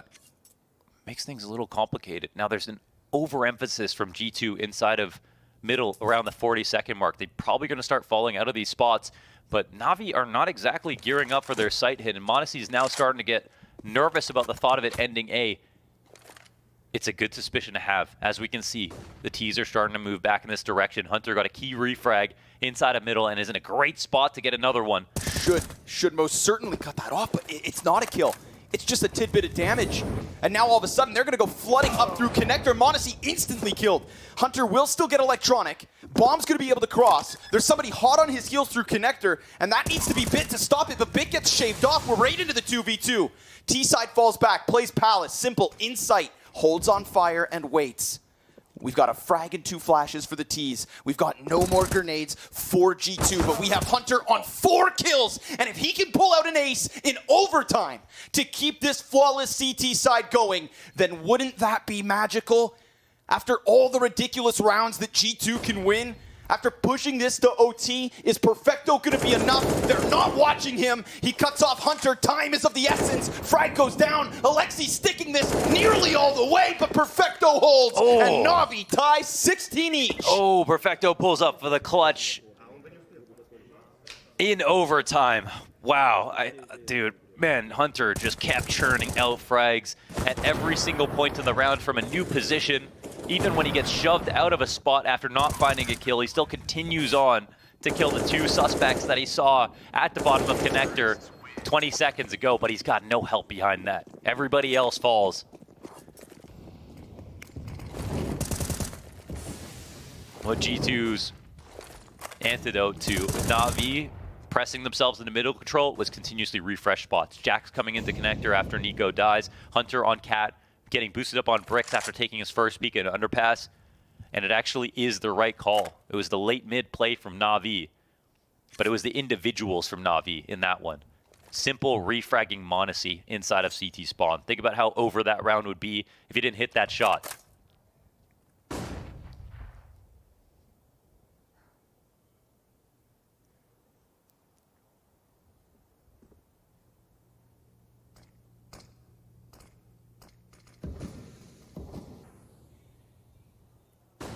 Couple of pieces of utility exchanged, a peek down into the ramp. That's some information gathered for G2.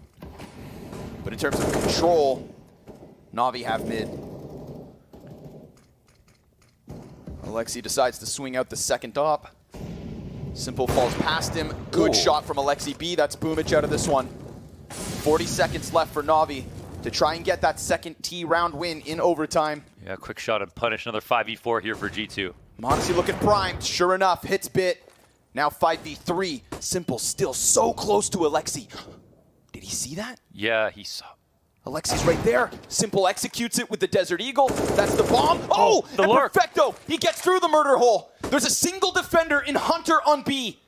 And while Jax buys a little bit of time, it's still the end of him. Can Hunter be the miracle? No! Simple up close as they stayed sharp, stayed focused, and stay ahead of G2, barring Nico and a miraculous 1v3. He has no grenades to get out from market. He has no incendiaries to burn players from their positions. He needs to rely on what he has. That's aim. But aim not the only aspect of this game. NaVi, they squeeze out a second. I was shocked to see this, 2 on T side. They get the Perfecto lurk after the Perfecto 1v2 to lock it in. Catching both CT rotations, another 5v4 start for G2, and that's not enough. The setups have been good. They've been searching out a ramp when there's no T's there. They've been getting some space back. It starts with a simple 1D. And after Alexi got his first kill with the op out of ladder room, I thought that was it. He was in such a strong position. Even though NaVi won mid control, they didn't have that cap presence. And G2 had players still left alive. m0NESY grabbed another. It was even in fact 5v3 before that point.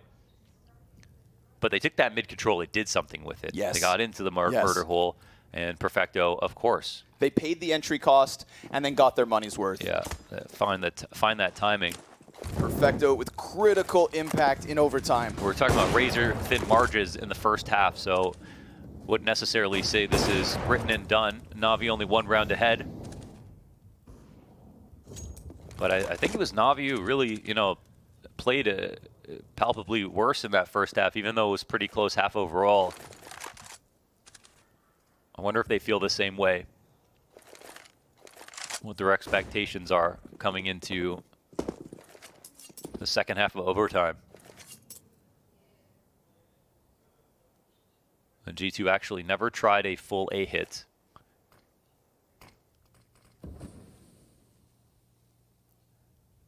Like they're currently setting up for the right side smokes.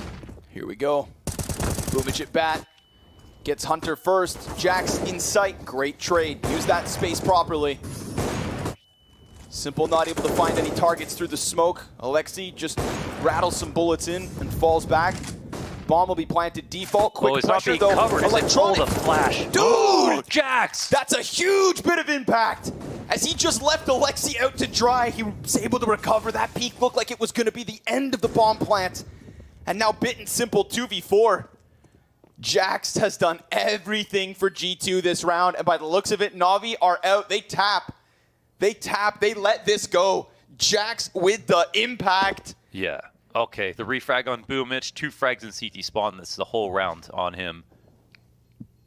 Just off of those kills. And actually, it was the T side in this Mirage game that we saw Jax have, you know, by far the most stamps in terms of MVPs of rounds. So I'm not so surprised to see him really hit some shots here on the entries and make a lot of space very quickly.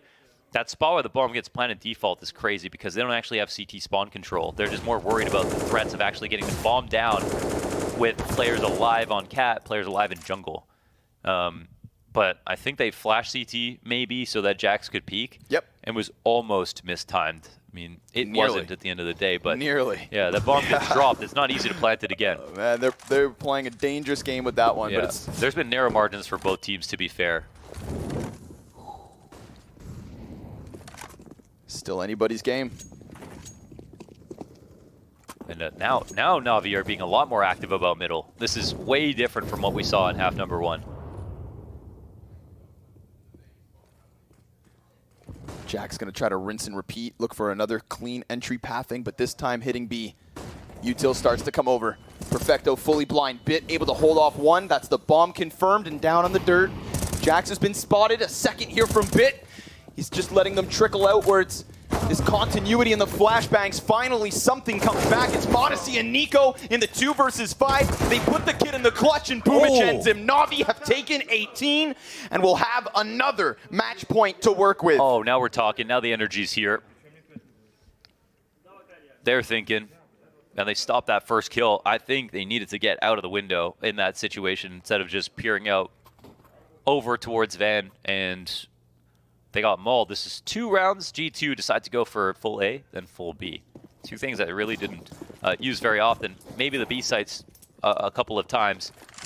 But overall, the T rounds early on, if we don't have a short memory, were insanely slow, and that's not been the case right now.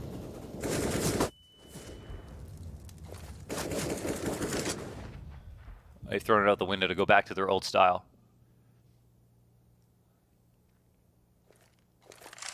And it could be because of the activity from NaVi as well. They've been kind of much more frisky about all of their different positions here now around connector and jungle. Oh my god, electronic 4 peaks. Ts seen off that peak. Holy hell. That is an insane amount of information to gain. And yet Bit goes forward.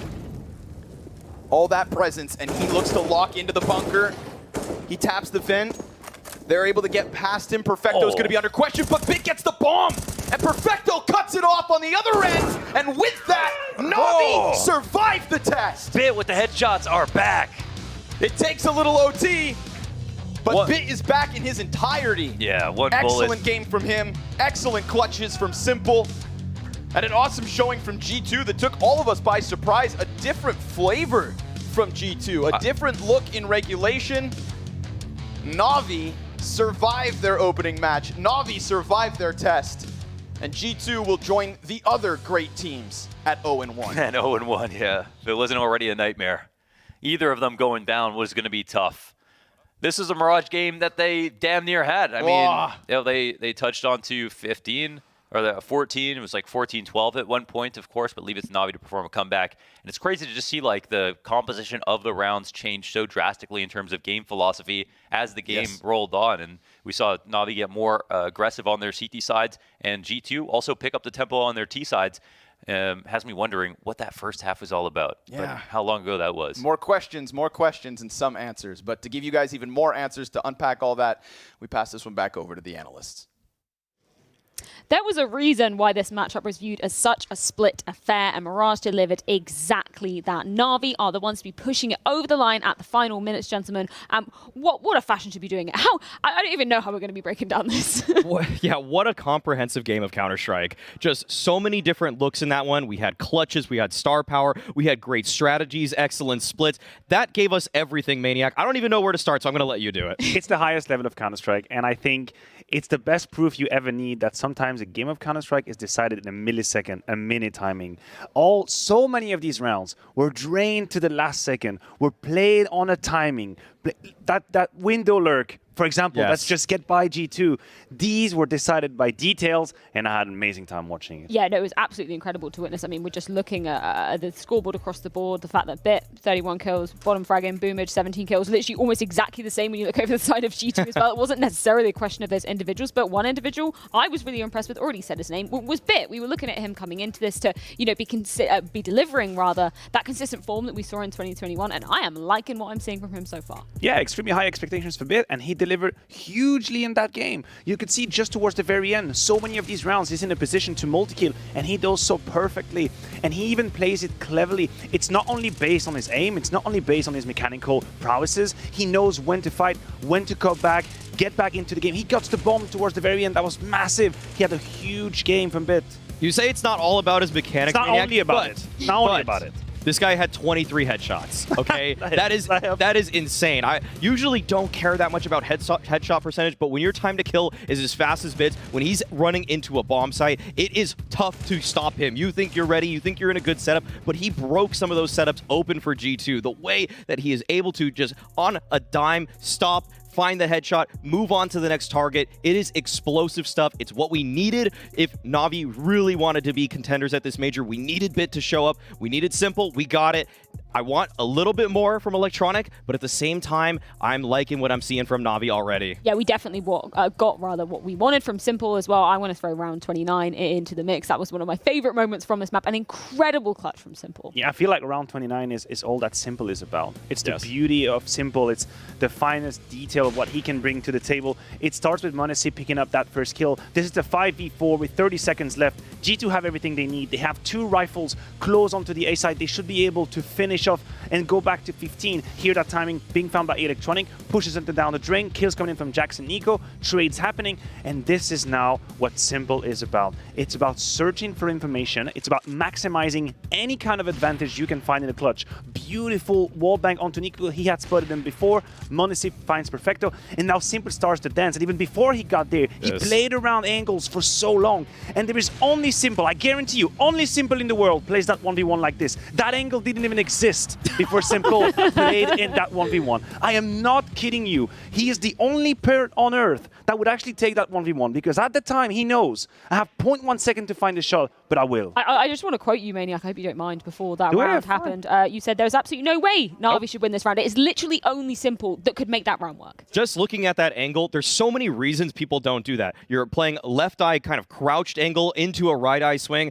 All of the mechanics work against that, but Simple just trusts in himself more than anything. And he knows the panic that m0NESY is going to be experiencing. He knows that he wants to just run to the site. m0NESY recognizes the win condition for himself in that moment. Just get to the bomb. That's the danger of getting back to Tetris, is that if they stick that, you have to charge onto them, and he knows that is the one shot he has. That's a one he has to take, and he makes it count. And even before he gets to that position I just briefly mentioned, in the 1 versus 2, he drains time. He fakes plant twice. He uses the smoke on side. He fakes again, jumps above the smoke. How many times did we see him jump at the edge of the smoke? Because he's just trying to gather information. He knows if he can spot one of the two, then he put the pieces together. That's why Simple is exceptional. Because in that 1 versus 2, if you give him just an edge, you give him a millimeter leader, he's going to clutch you. Even the trade he got to open up that 2v4, that wall bang right through the edge of the balcony. I mean, everything he did in that round, start to finish, just fantastic stuff. World class, best in the world, hands down. I love that we're seeing an Inform Simple to be beginning off the major as well. I mean, I do want to give some props to G2 throughout this. They did look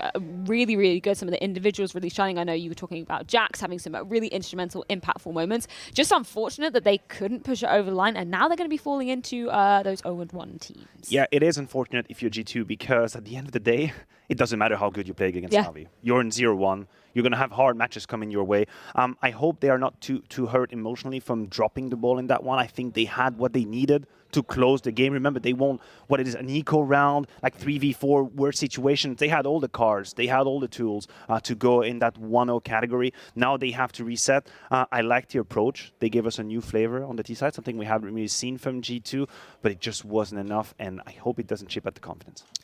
Yeah, this felt like a little bit of a wasted performance from Hunter. Right. He played out of his mind. It felt like every single round he had ways to bring things back for G2. His mid holds were dominant at that. I'd say on the T side, he also found ways to just have so much impact. Hunter in a mid-round is one of the best in the world, just hands down. I before, when he was kind of coming up, saw him almost as kind of a NaV type. He has surpassed NaV. He is one of the best riflers out there. And in a game like this, where every single frag matters as much as it does, Hunter delivered so many, but it's just a shame because G2 sometimes they couldn't always recognize what their losing condition in a round was, and sometimes they played into those a little bit. Sometimes there's just that solo player on B. Sometimes there's just a rotation or an opening on the map that they just don't actually keep track of. Those moments came back to bite him, but Hunter, even though that seemed to catch so many of the other players from G2 off, he was ready for every single fight presented to him. Yeah, he was, but the rest of the team wasn't. And that, to me, that's where it hurts for G2. And I think that Boomich or Blade or someone on NaVi realized that. They realized very close to the end of the game that if they were to slow down the clock to a maximum, then G2 would somehow falter. Because when you're 14-11, you should be closing. But they knew. They knew that if they played these rounds really slowly with double lurks, with timings, that's where your nerves really get activated. When you have 25 seconds left and you must be thinking, that's it, they have to be in front of me. And then you get headshotted. That was really well played by NaVi. A mind game all the way. Yeah, it was incredible to witness. Of course, that does wrap up our opening matchups here at the Legend stage at the PGL Antwerp Major. Of course, 8 more best of ones to be on the cards throughout today as well. But just recapping some of these results, of course, we didn't get to witness some of the stuff that was going down on the B stream. Unfortunately, that Bad News Eagles matchup versus Copenhagen Flames. So close. That was so nail-bitingly close. And there were some rounds, but I mean, we were watching it with our second eye, I guess, in the green room. There were some of the rounds from BNE that they shouldn't be winning that they won, and then some rounds they definitely should be winning that they didn't. I think that's the story of BNE, though. You have to take the good with the bad. You know you're playing to some crazy win conditions at times. You have players that are ready to go through smokes, and when it works, cool. You guys made an X-Factor play in that round, but when you do it in a 4v3 and you're up, it's a one way to give away an advantage for free. So with BNE, it's great that they made it this far. I'm going to have I think they can probably squeak out a win, but this is going to be a very tough stage for them. I know what you mean. It was heartbreaking to see them, specifically on the second pistol round. I think they had done enough in the first half to give themselves the conditions to go for that 1-0. They have that 3v1 situation in the pistol round. They find all the kills on the A side, and a little bit of, I don't know, lack of patience, maybe too eager to go and get the last kill. They give the 3v1 away. From that moment on, Copenhagen Flames, you give them that opportunity, they're going to strike back. They regain control of what was happening. I'm sure they'll be full of regrets, but that is also the danger of the format we're playing right now. There's not exactly a lot of time to reset your emotions. You have to be ready for the next game. Cloud9 versus Outsiders, that was a matchup that you, specifically Maui, you were very, very excited for, obviously going the way of Cloud9, 16-12, so quite a close affair. Any takeaways from that? Obviously, we weren't focusing on it on this stream, but is that the result you expected? I've got Cloud9 as my 3-0, Freya. So in a way, I kind of expected this. I do love the Outsider guys. I think that they are a fantastic team, but I think that there's still just a lot that's surrounding them and shrouding what their future is. And it's very hard to put that away. Whereas on the side of Cloud9, I think my narrative for this one is just that this is a team that there was uncertainty about too, but now that they have their org behind them, now that they can just focus on the game and what's in front of them, I am confident that this team is going to look better than they did in the last couple months. You would hope. You would hope that's the extra 5%. I think that has to be the narrative for Cloud9 all the way. If we'd ask people in the stream randomly from Counter-Strike say, hey, do you think they have the level to win? Yes, they do. Like, inherently, they have the level to win. But the $1 million question is, are you going to bring that level at the major? And we still have to put an asterisk. This is just studio. We are just at the legend stage, right? I feel like for Cloud9, that's the moment where they shine. That's the moment where they deliver the best. We're going to have all our eyes on them when and if they make it to the playoffs. Biggest upset thus far of the B stream, Furia unfortunately falling to Spirit. I was very surprised at that, particularly, you know, we were sitting in the green room saying, Nuke, not a map that we particularly favoured Spirit going on to either. Wasn't even Dexter that needed to step up either way. I think that's the biggest shocker. Yeah. Dexter I know. The Challenger stage was fantastic. He was phenomenal. Probably the best operator in the Challenger stage if you just look at purely stats. And then to see that it's some of the other guys like Siren and Patsy that are delivering for Spirit, that's a shock. And I think it's a shock to Furia fans and even me, because I have Furia going through the stage. They've been doing really well lately. I have them as well, and Spirit were completely able to build a wall on the CT side. Siren, just on the CT side of that game, had 19 kill and 3 deaths. Monster. 19 and 3 on the CT side, something that was relatively unexpected. Furia is usually a team we give a lot of praises to for the unconventional way they approach the T side of Nuke. They have ways to play that is not exactly in the meta. They make it work beautifully. Not here. Only 2 rounds after a good first half, and this is a shocker. I absolutely did not see that one coming. The final matchup of the B stream, of course, literally just finished wrapping. Maui, you'll be very happy about this one. Big managed to take down Imperial. It did start off in a 13-2 pretty dominant fashion, but final scoreline 16-11. So Imperial did try to get back into that one. There was a bit of a comeback there. You could say that. But Big had this one in the bag all the way through. 13-2. I will say there are some concerns for why Big couldn't close this one out a little bit faster. But I love what I saw from Favin and Crimbo. The new additions to Big stepping up as they should, given their status in this major. The fact that they qualified through the RMR 3-0, immediately secured the legend spot, beating Big in that final BO3. This is the level that I have been hoping for Big for some time now. I have put the statement out there that I think this Big roster can make it to the top 5. Give them some time, and they'll show more of this. I guarantee it. It's finally the end of the Sirs and Tapson show, and I think this is where we at the desk, we started to running out of argument, running out of ideas and narratives, when we were basically just hoping Sirson is going to show up, miraculously give us the 2020 online form. Tapson would go back to being the Mad Fragger. It's been proven that this is not going to be enough for Big to go through and become a better team. And now Crimbo starts shining. Yes. Favin is now that 4th player that just has to be stable. And now we have a story that starts to make sense. Yeah, I'm very excited to see what they're going to be continuing to deliver going on into the Legend stage. Of course, we do have 8 more best of ones on the cards. We're not sure exactly what matchups are going to be going down, but make sure you join us after the break, as Shox is going to be breaking them down, and we're going to see what happens on day 1 of the Legend stage.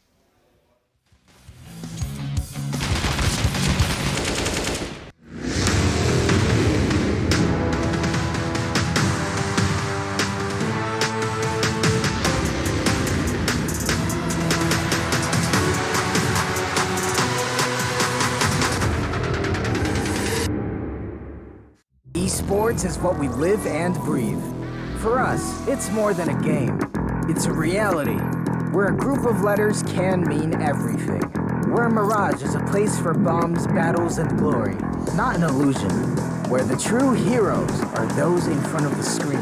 GG Bet. This is real.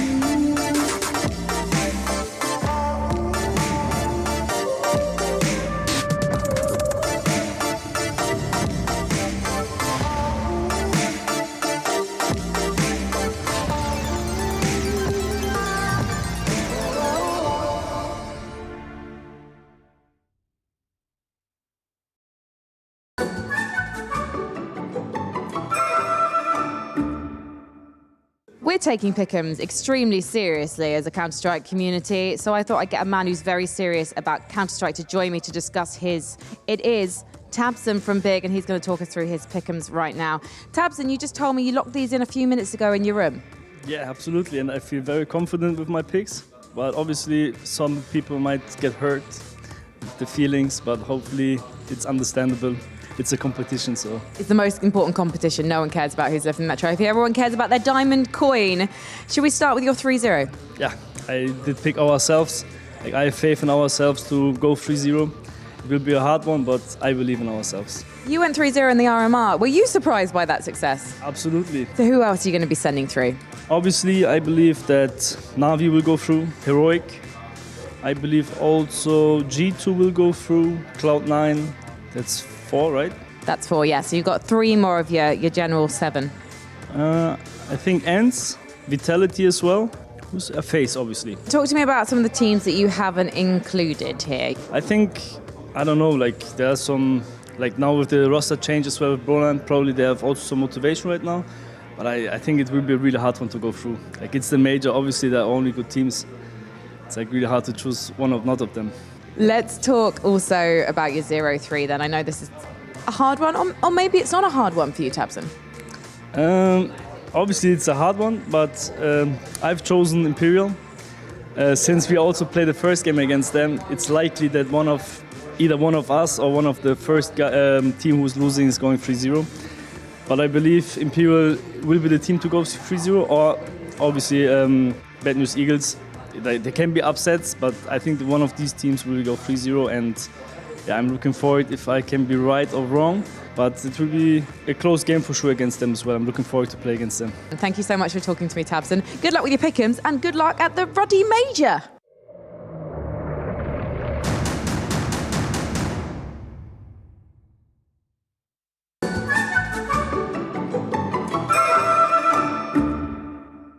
I've got Juan Flantru from the Bad News Eagles, who is going to become a map designer before your very eyes as he creates his own CS map.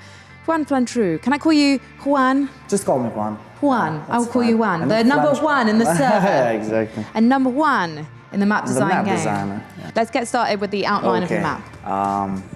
Let me think a bit.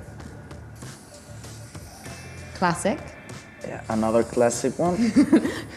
We're getting somewhere. And another. And the last one. So you want to create some jungle here? Yeah, the jungle should be around here somewhere. Okay, I want to make like a big circle here. Here. Is this going to be a bomb This site? is gonna be, no, not a bomb site, but like a no man's land, you know? Mm-hmm. So there's gonna be like a, how do I draw a heaven? Okay, so cities have another corridor here. There's gonna be a heaven somehow. Because I think this is quite interesting. This is a different approach to map design because you haven't literally put in a B site yet. Or a site, in fact. You haven't put Yeah, any I'm bomb thinking sites about in. sites. Yeah, I'm just thinking about them. There should be heaven. It's fine. Okay. It's two plant spots on the same bomb site. Yeah, I mean, exactly. that's So we how have bomb two sites B-sides, work. You can yeah. plant in more than one place as long as it's Exactly. within the That's the boundary. new meta, yeah. So this is gonna be the no man's land, okay? This is where the big fights are gonna go. In an in-game box, it's fine, you know. We'll talk about the territory, the environment, the map in a moment. Yeah. Yeah, Cash has got all the hits, really. It's got like a pickup truck, well, kind of thing. Yeah. That's what I'm It's not trying even a pickup to truck, like. is it? It's just like a truck, an open-backed truck. I don't know the technical term for that. I don't have a driving license. You've got a forklift, you've got a... So there's tank. gonna be another way in here, I guess. There's gonna be another way here. And is this window going to be able This to is the look best out window you've ever onto seen. no man's land? Is it going to be, again, are we going to have stairs? I mean, outside here, outside the no man's land, you can't see anything except the entrances, no? So this is gonna be for the A side, I guess. Okay. I like it though. No, I like it because it's almost like we've got a pit kind of thing going on Yeah, here. yeah, in the corner. Potentially, Exactly. yeah. Yeah, and then there's a heaven here, a pit in here. Okay. Kind of like Inferno, you know? There's boxes, there's gonna be a window here, there's gonna be a pit in here, I guess. How are you feeling about this? You Feeling- happy? Do you feel like your work's I'm done? feeling like a designer. I feel like I kind of made the wrong choice on my profession. I should be a designer. There we go. That's the location. If you want to sign the map, Sign make it your own. One. There we go. Amazing. Oh, beautiful signature. I might have to buy that sticker when it goes on market.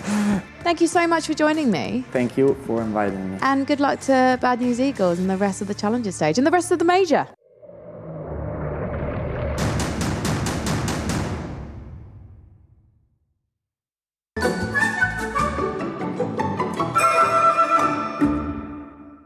Is a way to look at the world in a different way and maybe see inside someone's soul. And I decided that it was time to see inside Brolin's soul, but through the eyes of Plopski, his teammate on NIP. And the reason I also wanted to get you guys together is you knew each other before you played on NIP. Tell us about your history. I mean, we've played with each other like in Face It 5, 6, 7 years ago. We met each other through Face It and we started playing with each other, just grinded up our way to FPL. And then, yeah, I mean, obviously he joined Fnatic, I joined NiP, so we went our separate ways, but we always stayed friends, and now we're playing in the same team, so it's great. Okay, are you ready? Because I've got to set a timer on my watch. Okay, we got 3 minutes, and it starts now. So I'm gonna start with the face up here, I think. What do you think of Brolin's face? How would you describe his face? I mean, it's a face. It's like nothing special. It's all right. I can describe a little bit about what he's drawn so far in the minute and 15 seconds he's had. You've kind of got a mouth like Pepe the Frog. Yeah, I mean, I'm trying my best to catch the beauty of him, you know? I think you might need to try a little bit harder. Well, now you're stressing me out. Oh, I'm sorry. You know what? Actually, I think you've got the facial expression quite good. I think it's pretty good, in my opinion. Okay, he has his hair to the left, so it's like this. I love it. And you've got to sign it because you are officially an artist now, even if you're not a very good one. What? I'm so sorry.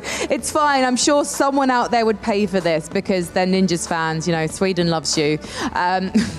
So, are you ready to see yourself for the first time? Yeah, okay. For the first time? That's what art does. It reveals new things about ourselves. You haven't truly seen yourself until you've seen how your friend Plopski sees you. Plopski, when you're ready, 1, 2, 3, reveal the painting. Throw back on LAN. What? You're truly speechless. Where's my middle? Where's my foot? Where's my feet? Where's my feet? Where's my foot? I didn't have time. He didn't have time for the food. How do you feel about your face? I got the eyes. You did get the eyes. And the mouth. And the stern expression. And the thick brows. They're low-key thick brows. Yeah, I don't know. I think the face shape is pretty good. Do you think you could have done a better job? Nah. See? That's fair enough. You know what I need to also do? Plopski, how old are you? I am 19, turning 20 tomorrow, actually. There we go. I just really need people to know that you're not 3 years old. Thank you so much, boys, for taking part in the Artists Challenge. I will never look at Brolin in the same way again, or to be honest, you, Plopski. Good luck here at the Major. I hope you frag better than you draw. PGL Major, where we are about to dive into the second part of the day. I am joined here at the desk with Pimp and with Devilwalk. My name is Shax. And well, what a day we've had already. You said before, Pimp, that the Swiss system can be a cruel mistress. And because of some of the results, we're going to see that in effect right now. Yeah, some of these matchups are going to be banging for sure. And that's what we get to, right? We're into the Legend stage, so there's no easy route to the playoff. There's no easy games. There shouldn't be any easy games. So the fact that we had a couple of surprises, I don't really mind it, but some of these teams already now will be set under massive pressure.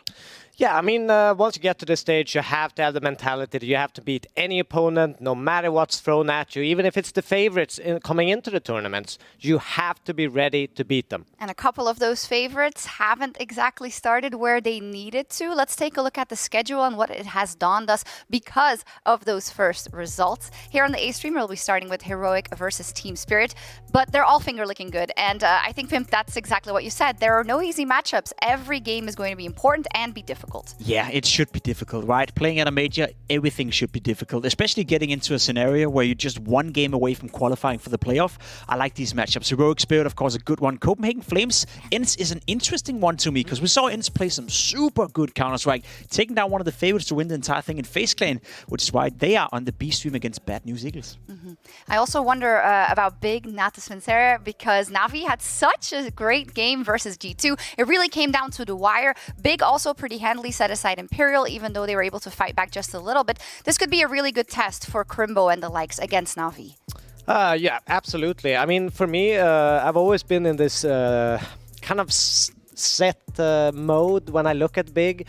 they usually like have really good tournaments during the years, but then they kind of drop down a little bit. I really want them to be able to continue this form, continue to deliver with Crimbo, and really prove that they could actually win a major, because if there's any major that's going to win, I feel like this one could be winning a major for Big Clan. That's interesting. I like the take, though. I agree. They're coming in a great shape, especially the way they qualified, taking down FaZe Clan in a best-of-3, go 3-0 during the RMR. For me, that's a test, though. Going up against NaVi, one of the favorites, that's going to be the first real test for this lineup. You know, there's a lot of pressure on. They win that game. They're only one game away from the playoffs. So if they want to be a major contender, if they want to go into the playoff, well, you got to be able to compete against NaVi. And I think they surprised a lot of people at the RMR as well, going 3-0 against no slouches either. So I'm definitely hopeful as to what they can show here. But again, versus NaVi, that's a whole different beast. A couple of other games I'd like to talk about specifically. Cloud9 versus NIP. NIP came out of the gates swinging. Has their upper issue been fixed? Because Attack had an unreal start to the major. Yeah, I feel so sorry for Maui, and I just love to see the esports community, do what they do. I fully agree with Maui. Attack is still the question mark within NIP, right? He played a fantastic game, had a great showing. Really liked the way he was being proactive on the CT side, played with a lot of confidence. So maybe that issue is no longer a question mark. That's what we need to figure out. There's no doubt. Maybe it was Vitality and ZywOo. Yeah, but it's one game. It's the best of one. It's one CT side on Overpass where he's going absolutely off. Take nothing away from his performance, but I want to see it again. Mm-hmm. I think also you have to give him some credit, because I'm looking at the teams like he's been on in the past couple of years. He's always switched roles when he's been in different teams. He's always been like, okay, now I have to be the support player. Now I have to do this. I have to change to op because of one reason or another. So he's kind of a jack of all trades, and being able to do this is incredibly difficult. If he can just play half as good as he did against Vitality throughout the rest of the tournament, that would be enough for NIP to be a contender here. Yeah, it's the question of the consistency. In an interview, he did say when he picked up the op again, he said, okay, it's so different from when I last did it, right? It was then very much like holding the angles, etc. And now the oppers are a little bit more aggressive, and sometimes you need to put a lot more into your positioning and thinking about it. And as you say, because he's been dealt different roles in a couple of different ones, like every 3-4 months, I don't know. I'm silently hopeful, but I'm always a glasses half full kind of gal, Pimp. So that's how that goes. That's okay. Yeah, that's okay indeed. Let's talk about FaZe as well. Their next opponent will be the Bad News Eagles. We talked a lot about if a team comes into this and they haven't played the Challenger stage, will there be a little bit of growing pains, a little bit of getting used to everything? What's your take on their first